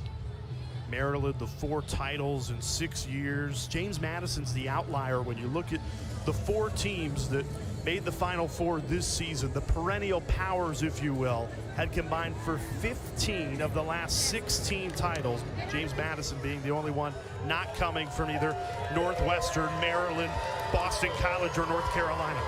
Those top 4 seeds, I told you I call them my dinner party answers, because when somebody asks you, oh, women's lacrosse, who's good, you're going to mention Maryland, Boston College, Northwestern. It's just been unbelievable. North Carolina, you got to round out those top 4 programs who've had so much success. And unbelievable, that first semifinal game, I haven't seen anything like it, and I've seen so much women's lacrosse. The comeback, the change of momentum, the lightning delay. And North Carolina powering through quite the deficit, and it really was the transfers in Andy Aldave and Sam Geiersbach. But we talk about it all the time, Sheehan and Jay. They remember that pain, so they were not going out without swinging and fighting to make it to that championship Sunday.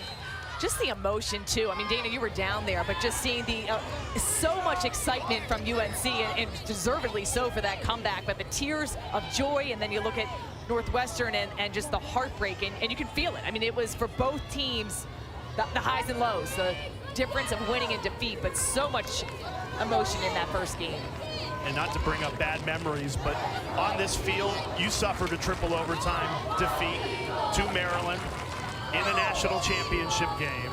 You know what it's like. I was ready for you to bring it up, and we were down 7 goals, and we battled back, and I had some teammates texting, did this bring back memories? I feel like I'm going to throw up. We were not able to come back, but it's the memories that last a lifetime.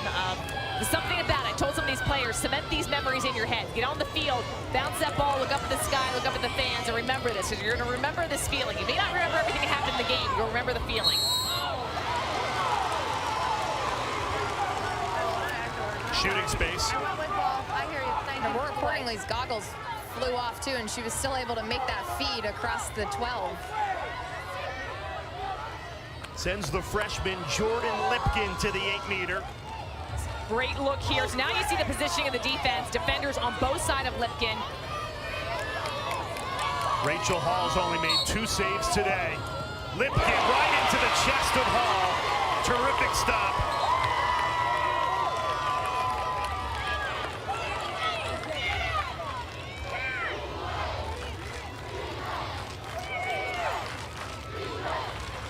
Maryland reloads. Here's Ahern, the junior, down the right alley. Tees up man. Another terrific stop. Kick save and a beauty for Rachel Hall. Battle for the ground ball. Stays with Maryland. 2 big saves for Rachel Hall on this possession. Sometimes that's all a goalie needs, to get a couple quick saves, get the momentum. You see her bouncing in cage after those saves. She was almost in a full split and then popped right back up. I can't imagine being shot with those balls that are like 70 miles an hour, but I guarantee you the goalies tell you it doesn't hurt as much when you save them. I think they're a lot tougher than us, Sheehan. Yes, yes. Maybe Jay. I could see Jay in the cage. No.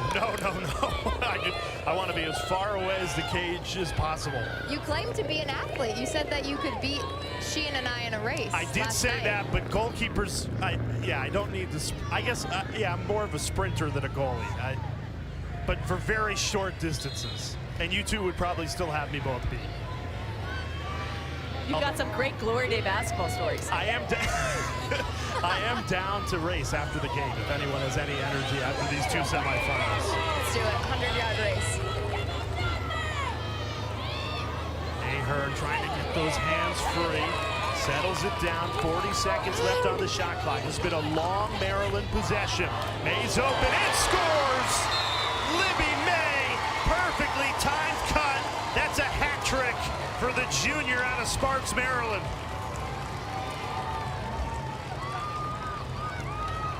That's where Libby May is dangerous, inside the 8-meter. 64th goal of the season for the junior. Look at her highlighted in yellow. She just waits for her defense. She just, it's a split second, knows she's gonna be open. You see her, she's topside the defender, slits down the middle. Lipkin's able to find her. Excellent placement of the shot. So tough for the goalies to make that. You're focused on the feeder. When it goes into the inside, in front of the 8-meter, in front of the cage, you've got to turn, figure out where to go. Public health science major, she wants to be a PA, and her older sister, Katie May, played for Maryland 2018 to 21 on that 2019 championship team. And I love how different the May sisters are. So Katie May, her older sister, played behind the net a lot, and you see Libby May, a lot of speed up top, so it's interesting how they can be so different, but both fit the Maryland style of lacrosse. Backhand over the center, please. It's been quite a few sisters. I mean, lacrosse is a sport that runs deep in a lot of families, but a lot of sisters on this Maryland team throughout the years. It didn't go high enough. Nobody knows lacrosse running deep in a family like the Stanwyck family. That's what I was gonna say. She's one of 8, right, Sheehan? One of 8. There is a lot of us too. All played Division I lacrosse. Incredible. I want ESPN Plus to do some sort of Stanwyck cast, like we do the Manning cast, which just won an Emmy at the Sports Emmys earlier this week. I'm not going to put our commentary up with the Manning, so.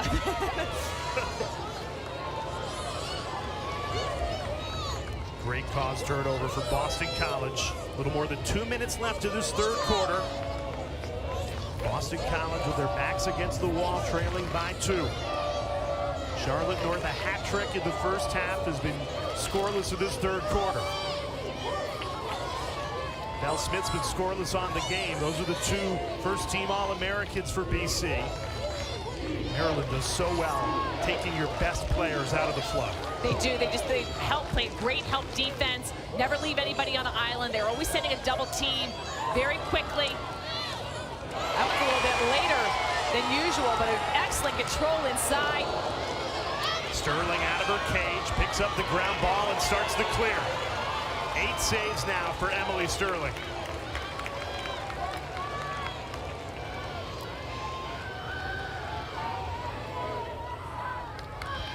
I thought it was interesting in that last huddle. with Maryland, she said, take your time on the defensive transition into the offense. We don't have to race ourselves. If you have to go back, switch the field, really take your time. But not too much time, because then you get a turnover and a back check. Holly Schleicher. She's unbelievable on the turf, and I love it. Not only can she pretty much win any ground ball on the field, she protects her sticks so well. I have not seen her back checked or the ball taken away. She's got excellent stick protection and speed through traffic. And she's not very big. She's pretty petite, and she's able to hold her own. Really strong. She is small but mighty. Medjid here with a great check, and then Schleicher, who we've nicknamed Miss Pac-Man, just gobbles up the balls on the turf, whether it's on the draw circle or on the open field. Schleicher, a first cousin of Belle Smith. Those two grew up on Long Island playing lacrosse together, developing a love for the game together. Even though Schleicher's older, she's a junior, Belle Smith only a sophomore, it was Belle that committed to Boston College first, and Schleicher said, well, I only know playing lacrosse with you, so I'm just going to follow you there. And she has been so instrumental in the draw control circle, defensively, and of course, if there's a ball on the turf, Holly Schleicher's not far away. She's got a nose for it. She has been a showstopper. Acacia Walker calls her high value in that she makes it all happen. You see her stats tonight: 2 caused turnovers, 5 draws, 1. She is mighty and relentless.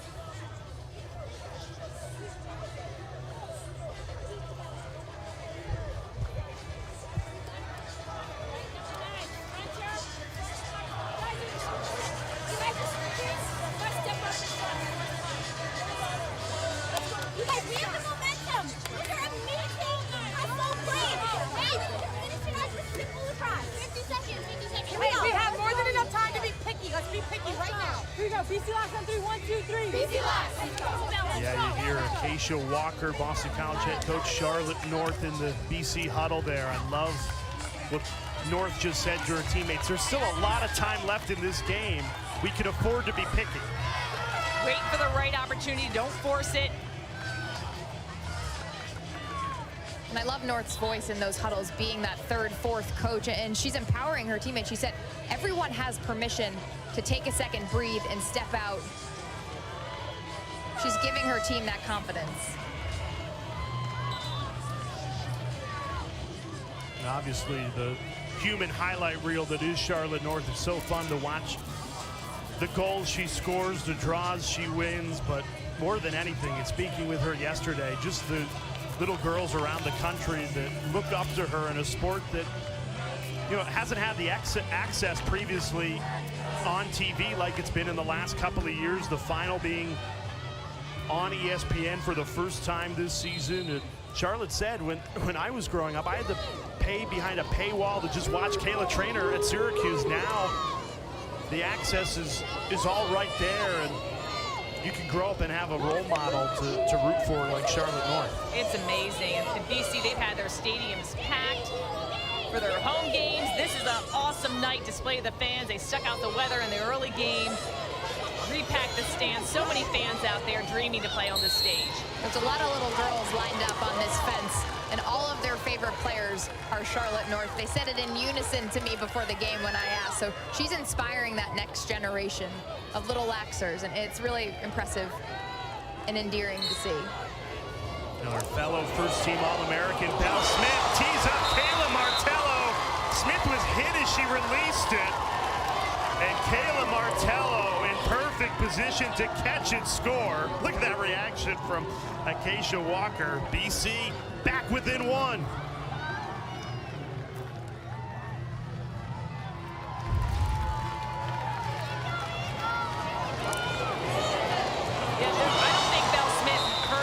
Right there, wasn't ready to go. And Martello's able to grab this one. Sterling well outside the crease. And that pass gets deflected too. Somehow Martello's able to grab a handle of it. You can see Smith just jump with excitement. Boston College goal scored by number 38, Kayla Martello. Her 3rd goal of the championship. It's a hat trick for Kayla Martello today. 2nd straight goal for the sophomore. Charlotte North and Boston College back in the draw control circle.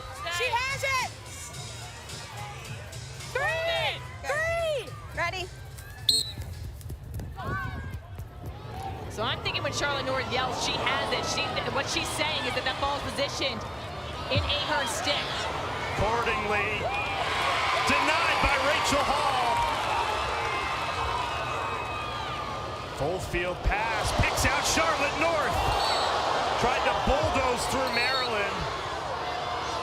Call against the Terps with the third quarter clock comes to a close. At the end of 3. We had a one-goal game in our first semifinal, a thrilling fourth quarter comeback for North Carolina, and we head to the fourth quarter in another one-goal game. Not much to separate. Two-seeded Terps playing in their home state. Acacia Walker and Boston College, the reigning champs, down 1, headed into the fourth quarter.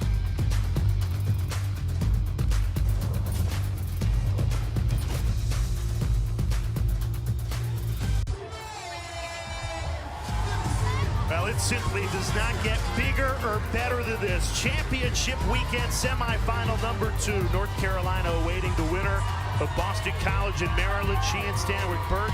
Dana Boyle down on the sideline. Jay Alter with you. There is not much to separate these two outstanding teams. So much talent on the field, and we've got a one-goal game entering the fourth quarter. Unbelievable. 15 minutes separate these teams from advancing to the national championship game to take on North Carolina.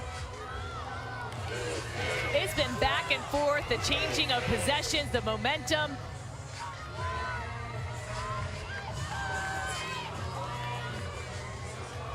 Not much separating both these programs.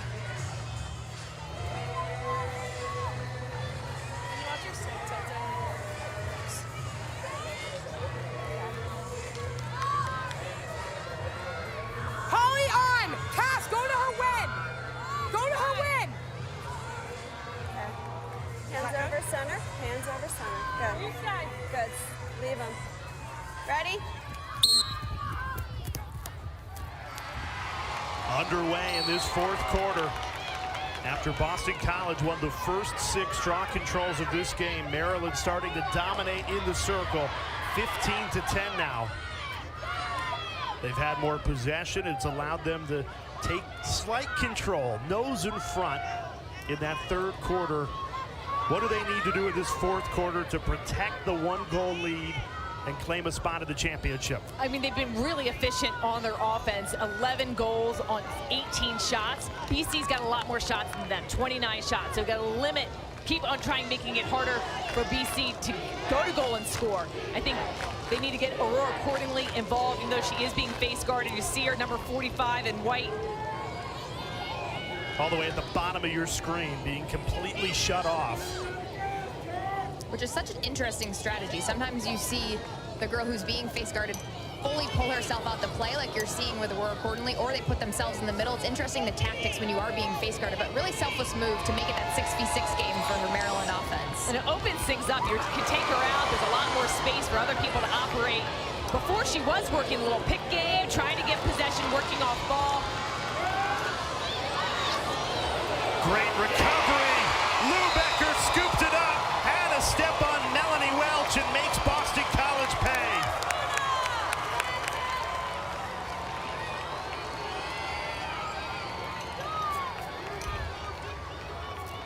You see the fight for every ground ball. 61st goal this season for Hannah Lubecker. The junior just goes to cage hard, gets the ball knocked away, and then the re-dodge. Able to get the defenders on her backside, the switch of the hands again. She loves that little head fake there. All you want to do as an offensive shooter is make the goalie freeze for a second. Watch her little head dip down. It just causes any shift of movement, whether you do it with a fake with your stick, your head, or a shoulder. You're just trying to get the goalie to freeze and add in a little bit of deception.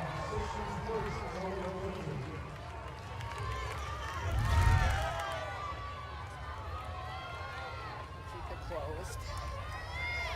And then they're both opened.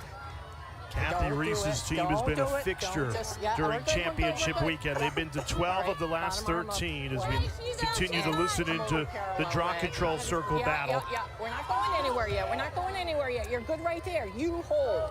Hold. Ready. What a handle. The wrist strength there of Ahern, able to just control that out of the air. And Shaylin Ahern has made the necessary adjustment. Again, started 0 of 6. Since then, Maryland's won 16 of 20. And speaking with Ahern yesterday, she said that her style is kind of like a chameleon. Counters her opponent, constantly adapting. Well, she has made the right counter today. And she is getting the better of Charlotte North at the draw control circle. And she also told us that since the 3rd grade, she knew she wanted to be a Terp. So this means something just a little bit more. She's living out her dream here in the semifinal matchup. Yeah, a Maryland native, and again, you watch Kathy Reese lead this Terps team to 12 of 13 championship weekends growing up in this state. How do you not want to be a Terp? Winning 5 national championships in that time, and they're eyeing number 6. What a pass by Lubecker, controlled by Clevenger, who's fouled.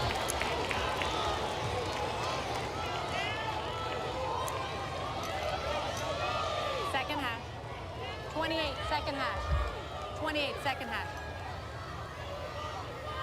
So here's the sophomore, Eloise Clevenger. One-on-one with Rachel Hall. Please, Red. Charges in and scores! Went right over Hall's helmet, and it's a 3-goal lead for Maryland. Maryland has just been so efficient on their offensive end. Second goal tonight for the sophomore Clevenger.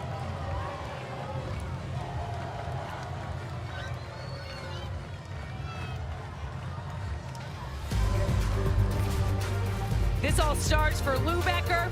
The feed inside, it draws the foul. That easily could have been a card, looked like contact there. But Clevenger able to get to the 8-meter, fire this one in. Maryland creating some separation. 13-10, they lead the reigning national championship team, Boston College.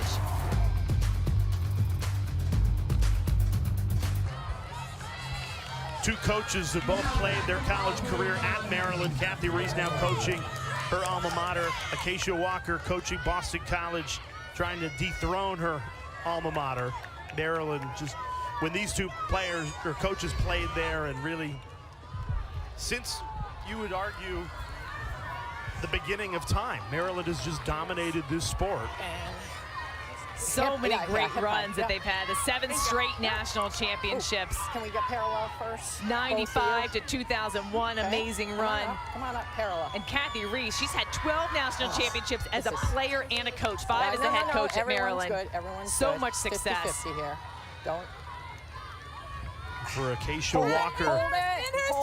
Hold it. She held that trophy as a head coach for the first time a year ago. I'm not going anywhere till I'm set. In hers, Abby! Hold it. Hold it. Hold it.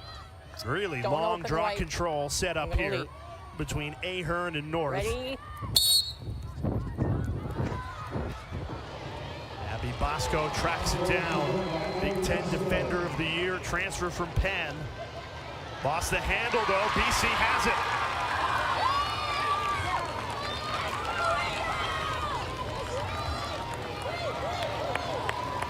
Eagles trailing by 3. We saw in the first semifinal North Carolina erase a 7-goal deficit with 10 minutes left in the 4th quarter. So BC down, but certainly nowhere near out of the semifinal. That's something that Acacia Walker said coming out of the huddle, and she's right. There's about 11 minutes left. That's a lot of time, but it does take managing the emotions. You can't get too high, you can't get too low when you're down in a net deficit like that, and you can't force things. Bell Smith hit by Bosco. This will be an 8-meter for the sophomore. Watch the extension of the arms into the body. Smith on that outside hash mark, so not a great angle. We'll see if she tries to penetrate inside or just hold possession. Smith had 7 goals in the quarterfinal win against Loyola. She is scoreless in today's semifinal. Takes it to goal, bounces it home. Belle Smith, how did she find the angle? That's what a leader does. Beautiful take to cage, Belle Smith.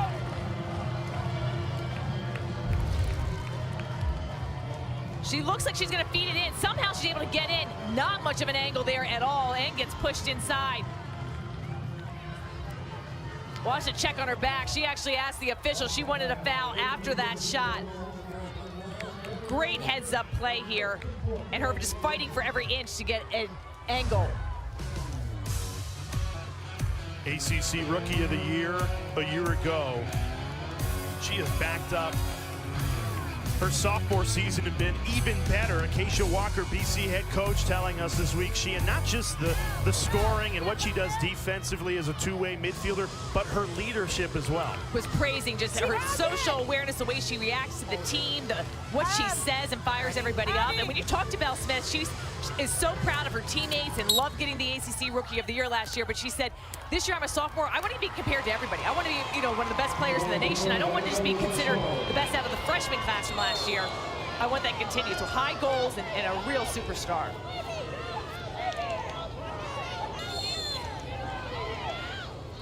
Maryland continues to dominate the draw control circle. That's the story of this game.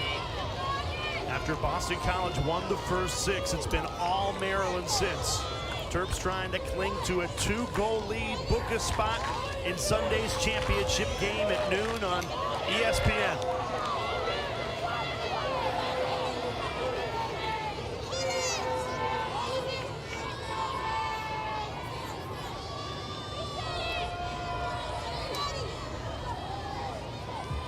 Great send of the double for Boston College. Forces Lubecker out. That was an adjustment coming from Jen Kent, the defensive coordinator. We got to have better on-ball pressure, and then we have to communicate with that second slide and then recover. Great cut, spectacular finish. Grace Griffin, the 3-time captain, comes up clutch.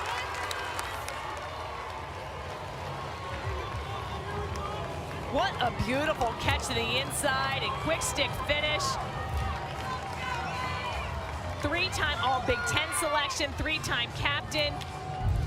Part of that 2019 championship team. Griffin circled up top, Lipkin behind the cage, getting her defender to move. And the catch and release. Gets it on that left-hand side, then fires it across her body. So tough to stop. Beautiful job. The catch and release are really fun to watch. No, she's not Maryland's leading scorer, but I think you got to put a double on her. If she's in the 8-meter like that, she does have a sharp shot. Boston College has to make that adjustment defensively. They can't let any Maryland player be that wide open without a double team, a little bit more pressure on ball. She's the only Maryland player that has been on this stage before. Played in that 2019 national championship. All of her teammates, this is their first experience of championship weekend. This is a Maryland team also that one of those players that was on that roster, Tori Beretta, the captain, tore her ACL before the regular season Hopkins game. She's been sidelined, so the defense had to adjust and make some adjustments, but another one of those players, we've seen too many of them, leading from the sideline with season-ending injuries. But Beretta giving a lot of the newer players, just telling them what it was like, what's to expect on Final Four weekend. But Grace Griffin, as you said, the only one on the field that had real playing time right now. Terps give possession away, but Maryland has now won the last 7 draw controls. Point that out because it makes it difficult to come back on a team that's winning possession so frequently. And a big part of that draw control, Jay, for Maryland is Abby Bosco. She is everywhere over the field. So fun to watch. The Big Ten Defender of the Year transfer for Penn. North earns herself an 8-meter. No, she was in there. She gets that one. North able to draw the shooting space. White, we're going to go feet back. You hear the official positioning everything. Get your feet outside the 8-meter, get your sticks outside the 8-meter. This is appointment viewing when Charlotte North steps up for a free position. This time charges in and scores! Decided not to rear back and fire. Instead, went right to goal. Her first goal of this second half comes in a huge moment for Boston College. When Boston College has Charlotte North on the 8-meter, you never know what to expect. I mean, looks like North a little shaken up, getting off her stick back. The defense doesn't know if she's going to step and rip it. We saw her do that earlier for her score. Look at the push from behind as well. Or she's going to take it in. And she told us yesterday that she kind of studied some of her tendencies and what the scout would be like on her, and realized a lot of teams are ready for her to step and take that one step and shot. That she wants to oftentimes bring that inside and run it in. I love the awareness from Charlotte North. You think a player like that who just comes off a Tewaaraton season wouldn't necessarily find areas of her game that she gets better, but she is so deceptive, and I think that's what makes her such a smart player and a good example for any young player watching. You can always get better, and she finds little angles to do that. Good. Yep, mixing things up, and she said sometimes it is just really just trying to be deceptive, that she'll try to mix things up, or she'll see what the defense is doing and seeing how are they positioning. For me, just thinking that I'm going to just rip this shot right now, but I've got an advantage to run it in. North back on the draw. Boston College wins it. Ali Schleicher with plenty of speed decides to pull it out and set up a settled offensive possession for Boston College, looking for back-to-back goals to bring the Maryland lead back within one. North barking orders at her offensive teammates. 4 goals to her name today. Just scored her first of this second half, though.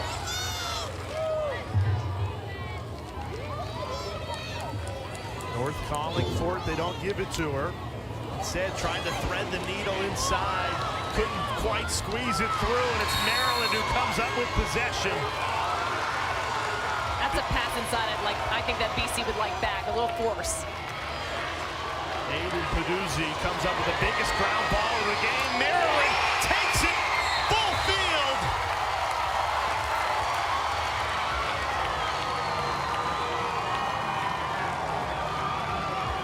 Maryland in transition can be so dangerous.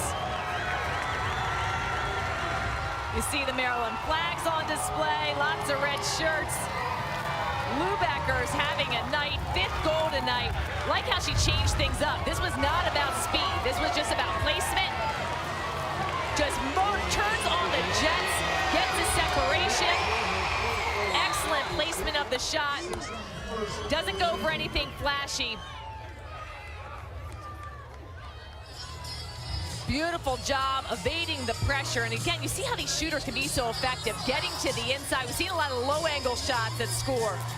But ideally, you want to get to the center of the field. And tonight, Maryland has been so effective. 65% shooting percentage, 15 goals on 23 shots. When you talk to the coaching staff, typically their goal is to be above 50%. So this is huge and well above their season average. They're at 47.6% on the season. So having a field day shooting tonight. And I'm having some flashbacks into the 2019 game where Maryland scored off of all of the errors that Boston College had, and you saw that feed that they probably forced in a little bit. They capitalized in that transition, and Maryland, they'll prey on your mistakes. I've played them many a times, never beat them at Virginia, so they are very good at that. Back-to-back draw control wins for Boston College. If they're going to come back in this game, they'll need more possession. Maryland has dominated possession. Not just in this game, but all season long. #1 team in the country in time of possession. So good at wearing teams down. So tough to come back against. What does Boston College need to do in the final 8 minutes, Sheehan, to come back like we saw North Carolina do in the first semifinal? Realize that there's a ton of time left. 8 minutes is an eternity. Keep working the ball. Mossman, the lefty. So crafty. Weaved her way in. Quick finish, and Boston College with the immediate answer. BC needs to have more of that. Mossman who had a great NCAA tournament last year, 38th goal this season, leads the team with 28 assists on the season. Great setup here. Medjid with the ball, gets the hesitation, the defender. Actually, I don't think that pass was intended for Mossman, but she's still able to connect with it. Maybe Belle Smith thought it was for her, but regardless, number 7, Caitlin Mossman takes and handles the pressure. Her 38th goal of the season. Second assist on the championship. Number 35, Jen Medjid. So many of these stars on these teams are from the Maryland area, have lots of family and friends. And Mossman, she was a main passer last year. She really popped onto the scene, and she's been so much more assertive as a shooter, especially in the postseason. Something, okay? Yeah. Let's hold it and go parallel, please. Parallel, get out of your way. 50! Don't. Yeah, I'm not doing. We're way too low, so we're gonna come up a little bit right there. UK white there. Okay, you're good. And move your finger, okay? Yep. Come on, come on, come on, come on. Sticks are there. Sticks are there. We're holding. You gotta go parallel, and I'm gonna lead. Ready. The 32nd draw of a hotly contested game between 2-seeded Maryland and number 3 Boston College. Goes the Terps' way. Yellow card, green card coming out. I believe it's for playing without a stick. I'm not sure what happened on that play.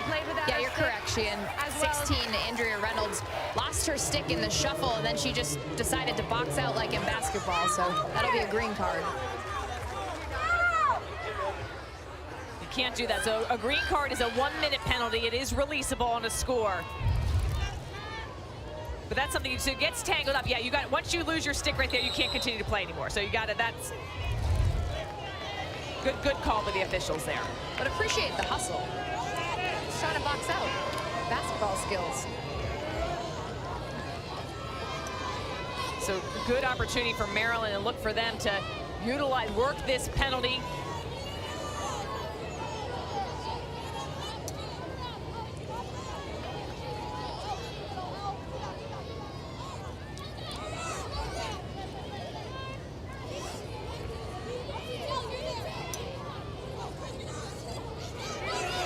Plenty of room, and the freshman converts. Jordan Lipkin cashes in on the woman up opportunity and restores Maryland's 3-goal lead.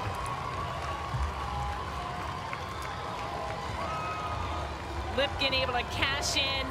Just such an excellent shooter. Number 8 recruit as a freshman coming in, gets her 2nd goal tonight. Great pass from Shannon Smith. So much space, you just see the separation, and that's what happens when you're playing woman down. You got to be covering space, and somebody's going to be open. Lipkin just has so much time and room here. And just pinging the corners. Great job. This shot goes right next to the far post. So the penalty will be released back to even strength. 5 goals on 5 shots this quarter for Maryland. They have had Rachel Hall's number in this semifinal. Bottom, bring your bottom arm over. Good, good, good. Hold it there. Hold it there, White. Pinch it. Pinch it, White. Ready?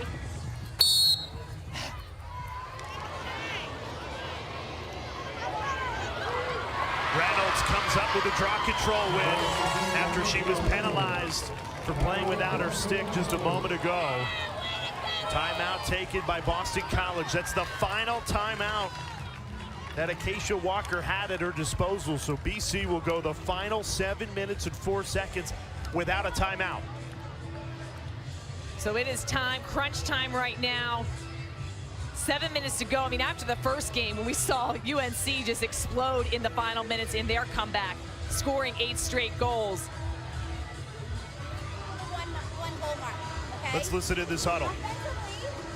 Right now, on this elbow, Bell and Cass on the back, Bell and Jen on the backside, okay?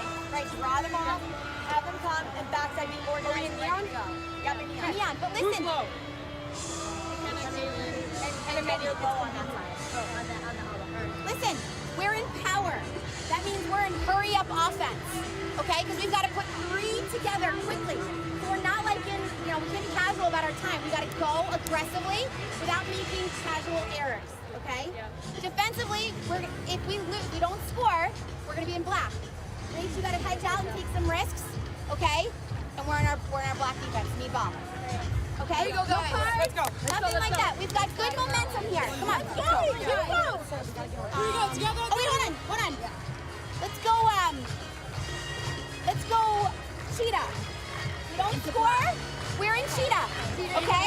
Cheetah into black. Let's go. Here we go. Let's go. 3, 1, 2, 3. Together. We do this every day. Love the insight in there, and I like the timing of this too, utilizing that last timeout, but also telling the team, we got to go now. On offense, we got to be in our hurry-up offense. We got to be aggressive, go to ball. On defense, we need to pressure out, take some risks.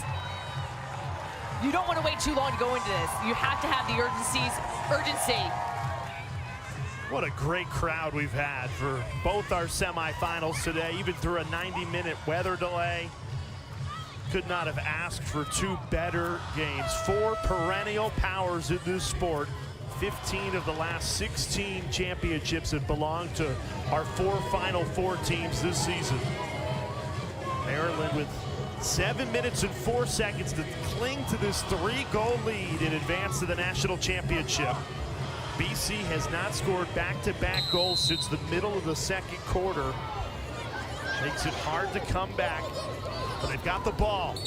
Out of the Acacia Walker timeout, 8-meter opportunity for Jen Medjid.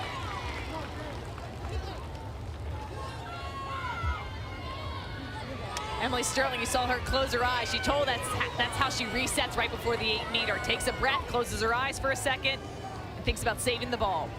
Boston College 3 of 5 on the 8-meter today. Medjid charges in, beats Sterling. Third goal for Jen Medjid. The biggest one of the game for BC. They're back within 2. Jen Medjid climbing the ranks, the senior, 7th in program history in career goals. Explodes off the 8-meter. Precise finish, very tough for Sterling to make that save, that off-stick side. Medjid been such an offensive leader. Look at her follow-through of that shot, just beautiful placement. 4 goals on 4 shots this quarter.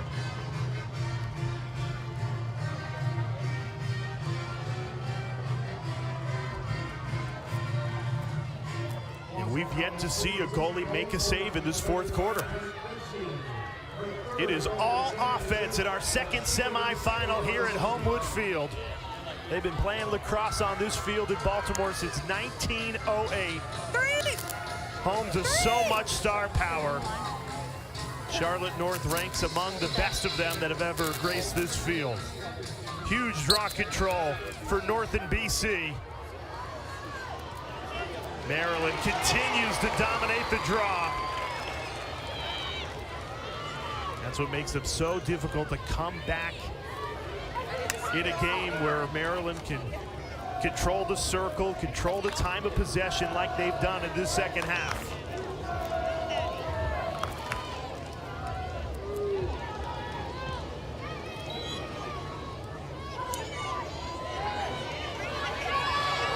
See the aggressiveness for BC on defense. Hall came out of her cage. Crease violation. Peduzzi entered the crease and it's BC ball. You heard in the Acacia Walker huddle, they were gonna turn up the heat defensively and they create the turnover.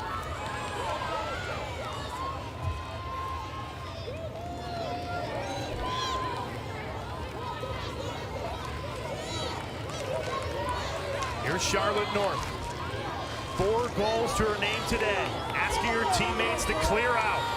She wants isolation. North on the move. Double team comes in. Passes out of it.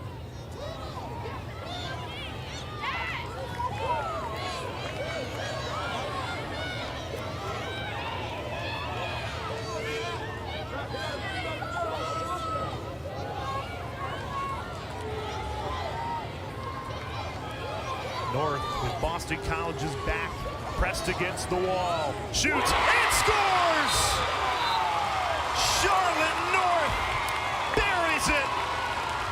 5th goal of the day and brings Boston College back within 1. Charlotte North just doing Charlotte North things. I don't know how she got that goal in. Shoots it from the outside, gets her 5th goal of the night. What a setup. She's at about the 7th meter, and you just see the power. Switches hands, changes direction, the overhand shot, the placement. Gets this BC team back within 1. She's got to add that to the highlight reel, Sheehan. Unbelievable. 5 shots, 5 goals for Boston College. The all-time leading scorer in the history of the sport. Charlotte North adds another to her tally. Her college career in jeopardy of coming to a close. And she delivers on the biggest of stages yet again. We saw her do it a year ago when Boston College won the national championship. She won the Tewaaraton because of it, and now trying to put together another just speechless performance in this semifinal. Back into the draw. North trying to win it to herself. Abby Bosco comes away with it. Boy, she has been terrific on the draw control circle, Abby Bosco. One of the things she says when she's on the draw circle, she thinks about is just keep going after the ball. You never know where it's going to go. You never know whose stick it's going to bounce off of. You just have to track it.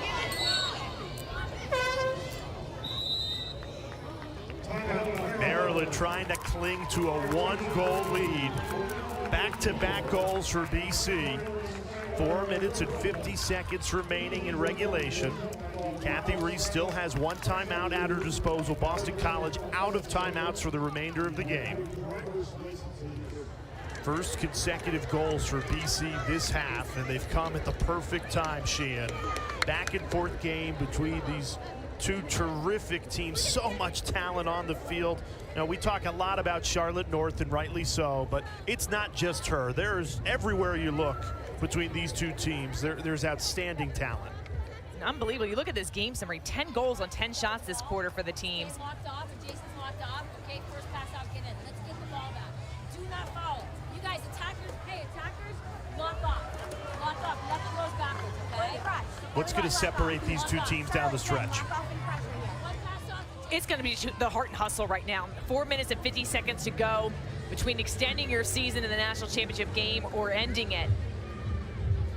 The 50-50 balls.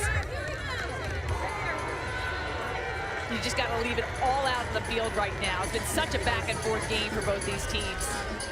I was in the Maryland huddle, Sheehan, and Lori Kennis, the defensive mastermind from Maryland, went around to individual players and just said, be confident to each individual one, and then also relax. Easier said than done. I'm sure the nerves are in overload for both of these teams. You work so hard from the time you're growing up in elementary school all the way to now. For a lot of these players, your college career could be coming to an end in the final 5 minutes here. But sometimes it takes a coach or a player to give you that sort of perspective to say, hey, we got a good amount of time on the clock. We have the ball if you're Maryland. And you need a player or a coach that can sort of reset you and bring you back down, feet on the ground. You can see the aggressiveness of Boston College. They need the ball back. I was just about to ask you, how aggressive would you be if you're BC? Because now you've got the lead back down to 1. I got it when you were down by 3. Plenty of time left. You just need a stop. You don't necessarily need a takeaway, right? Which I think is why they're back down the 8 meter. I think they were hoping for maybe a turnover right on the restart. Coming out of that huddle, they wanted to wait to around 30 seconds. They wanted to work the ball around 2 times, which is a great strategy. But if you have the lane, you got to take it.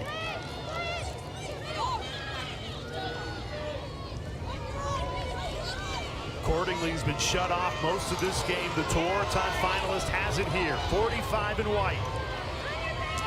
The Canadian national team member passes it off, now gets it back. Maryland's leading scorer. In attack mode, dispossessed. Cassidy Weeks with an excellent check to win possession for Boston College. That was incredible. It is so hard to do that without fouling. Unbelievable that she was able to get the ball and then evade all that pressure down the field. What composure.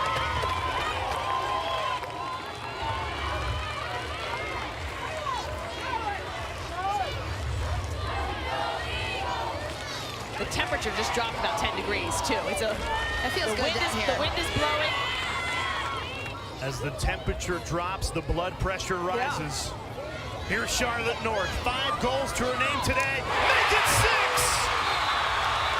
Charlotte North ties it at 16!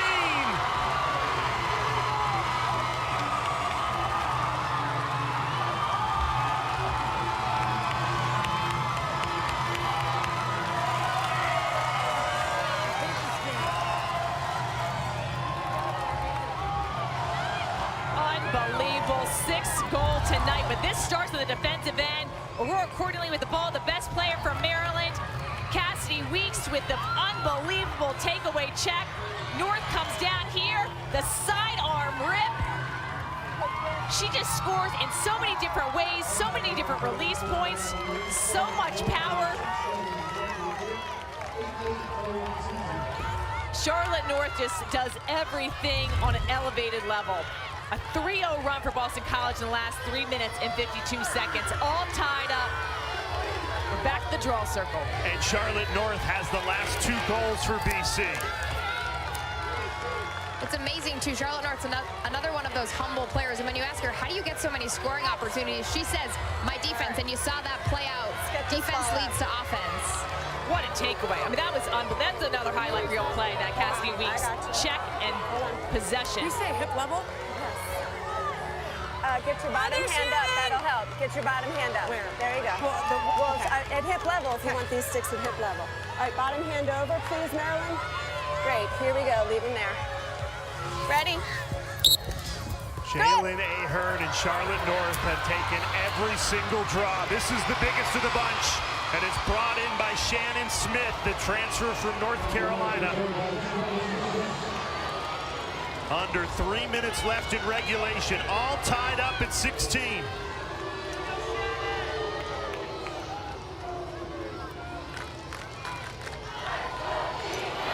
Grace Griffin splits the double team, settles it down for Maryland. Terps have 1 timeout, Boston College out of timeouts.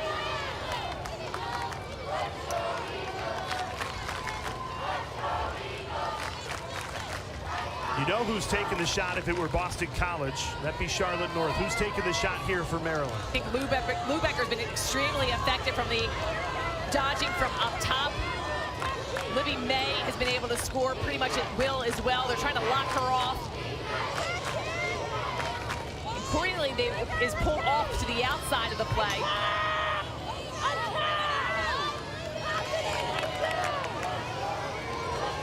Here's Ahern down the left alley. 20 seconds left on the shot clock. Under 2 minutes left in regulation. Lou Becker recovers. 12 seconds left to work with. Lou Becker spinning through traffic. Ball on the turf. BC has it. Unbelievable defensive effort. What a game.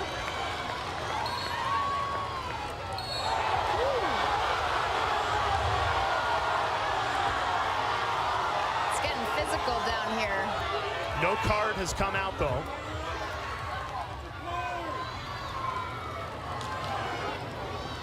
Five seconds separating the game clock and the shot clock. So basically, more or less, Boston College can hold for the final shot of regulation. And these are situations that you practice day in and day out of practice. What do? Tie ball game. This is the position with the shot clock. So they know they've been coached up to know what you're supposed to do. You can see Sam Apuzzo on the sidelines who runs the offense. She put in a play card. Uno 8. I don't know what that play flight means. I might have an idea, but interesting strategy. She got the attention of Charlotte North on the sidelines. The ball in the stick of the most electrifying player in the sport. 6 goals to her name today. Gives it up. Pass inside. And a goal! Cassidy Weeks fires Boston College in front with 18 seconds left in regulation.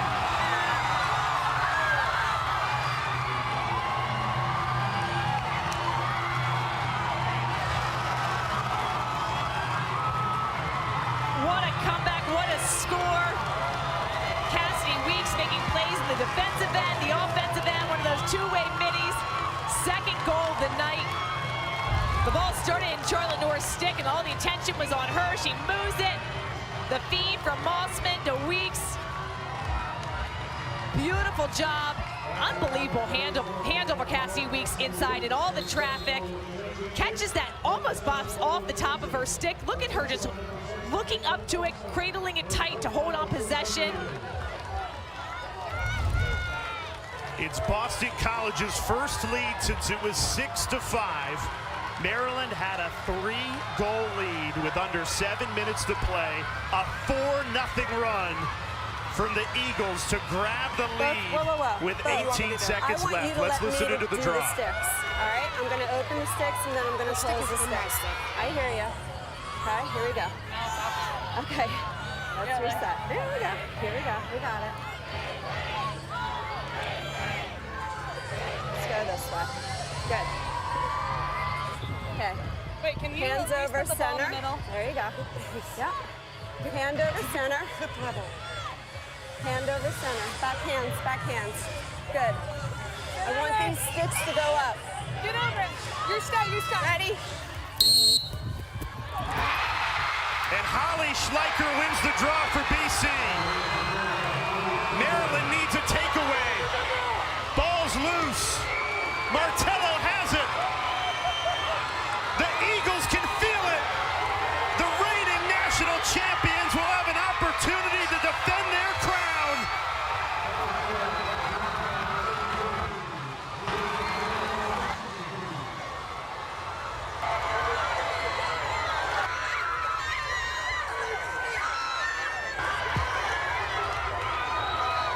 The Eagles end the game on a 4-0 run.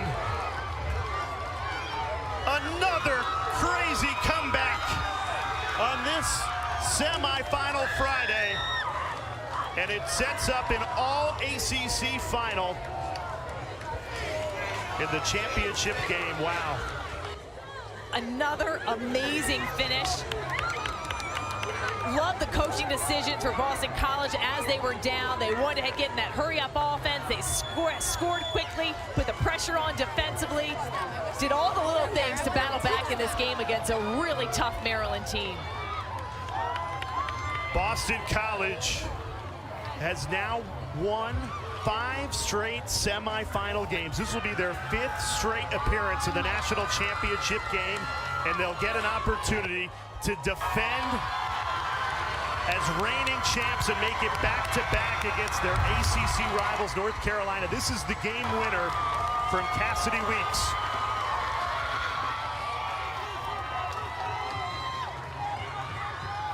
So pretty, so perfect. Not sure it's what they actually were going to draw up for that final play, but Weeks is able to just unbelievable control of the pass.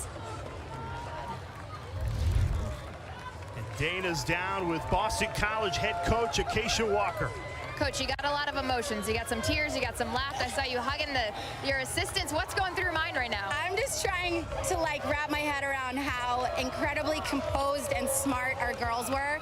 It's so ironic, the situations that happened in this game. There are situations we've been practicing, and they were so smart and they were so together, and it's like, what more could I ever ask for? I'm so proud of them. Did this feel any different than last year? What's the difference? I don't know. Everything's been harder. Everything. The whole journey has been harder.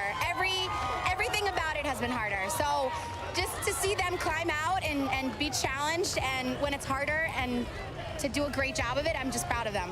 How about Cassidy Weeks? You got a glow about her. I mean, oh shoot, I got to shake their hands. I'm so proud of Cass because she puts in all of the work and she deserves to have that spotlight moment. The kid deserves it. She's the hardest working kid on our team. Thanks, Coach. Go celebrate. Two crazy comebacks in our two semifinal games. Charlotte North and Boston College come back from 3 goals down. They score the final 4 goals of this game in the final 7 minutes to win it. Earlier today, North Carolina erases a 7-goal deficit in the final 10 minutes. And it sets up an all-ACC championship game. She and Boston College against North Carolina. On ESPN at 12 o'clock, we got an amazing stage set, unbelievable. The fans came out, they supported, we got awesome action.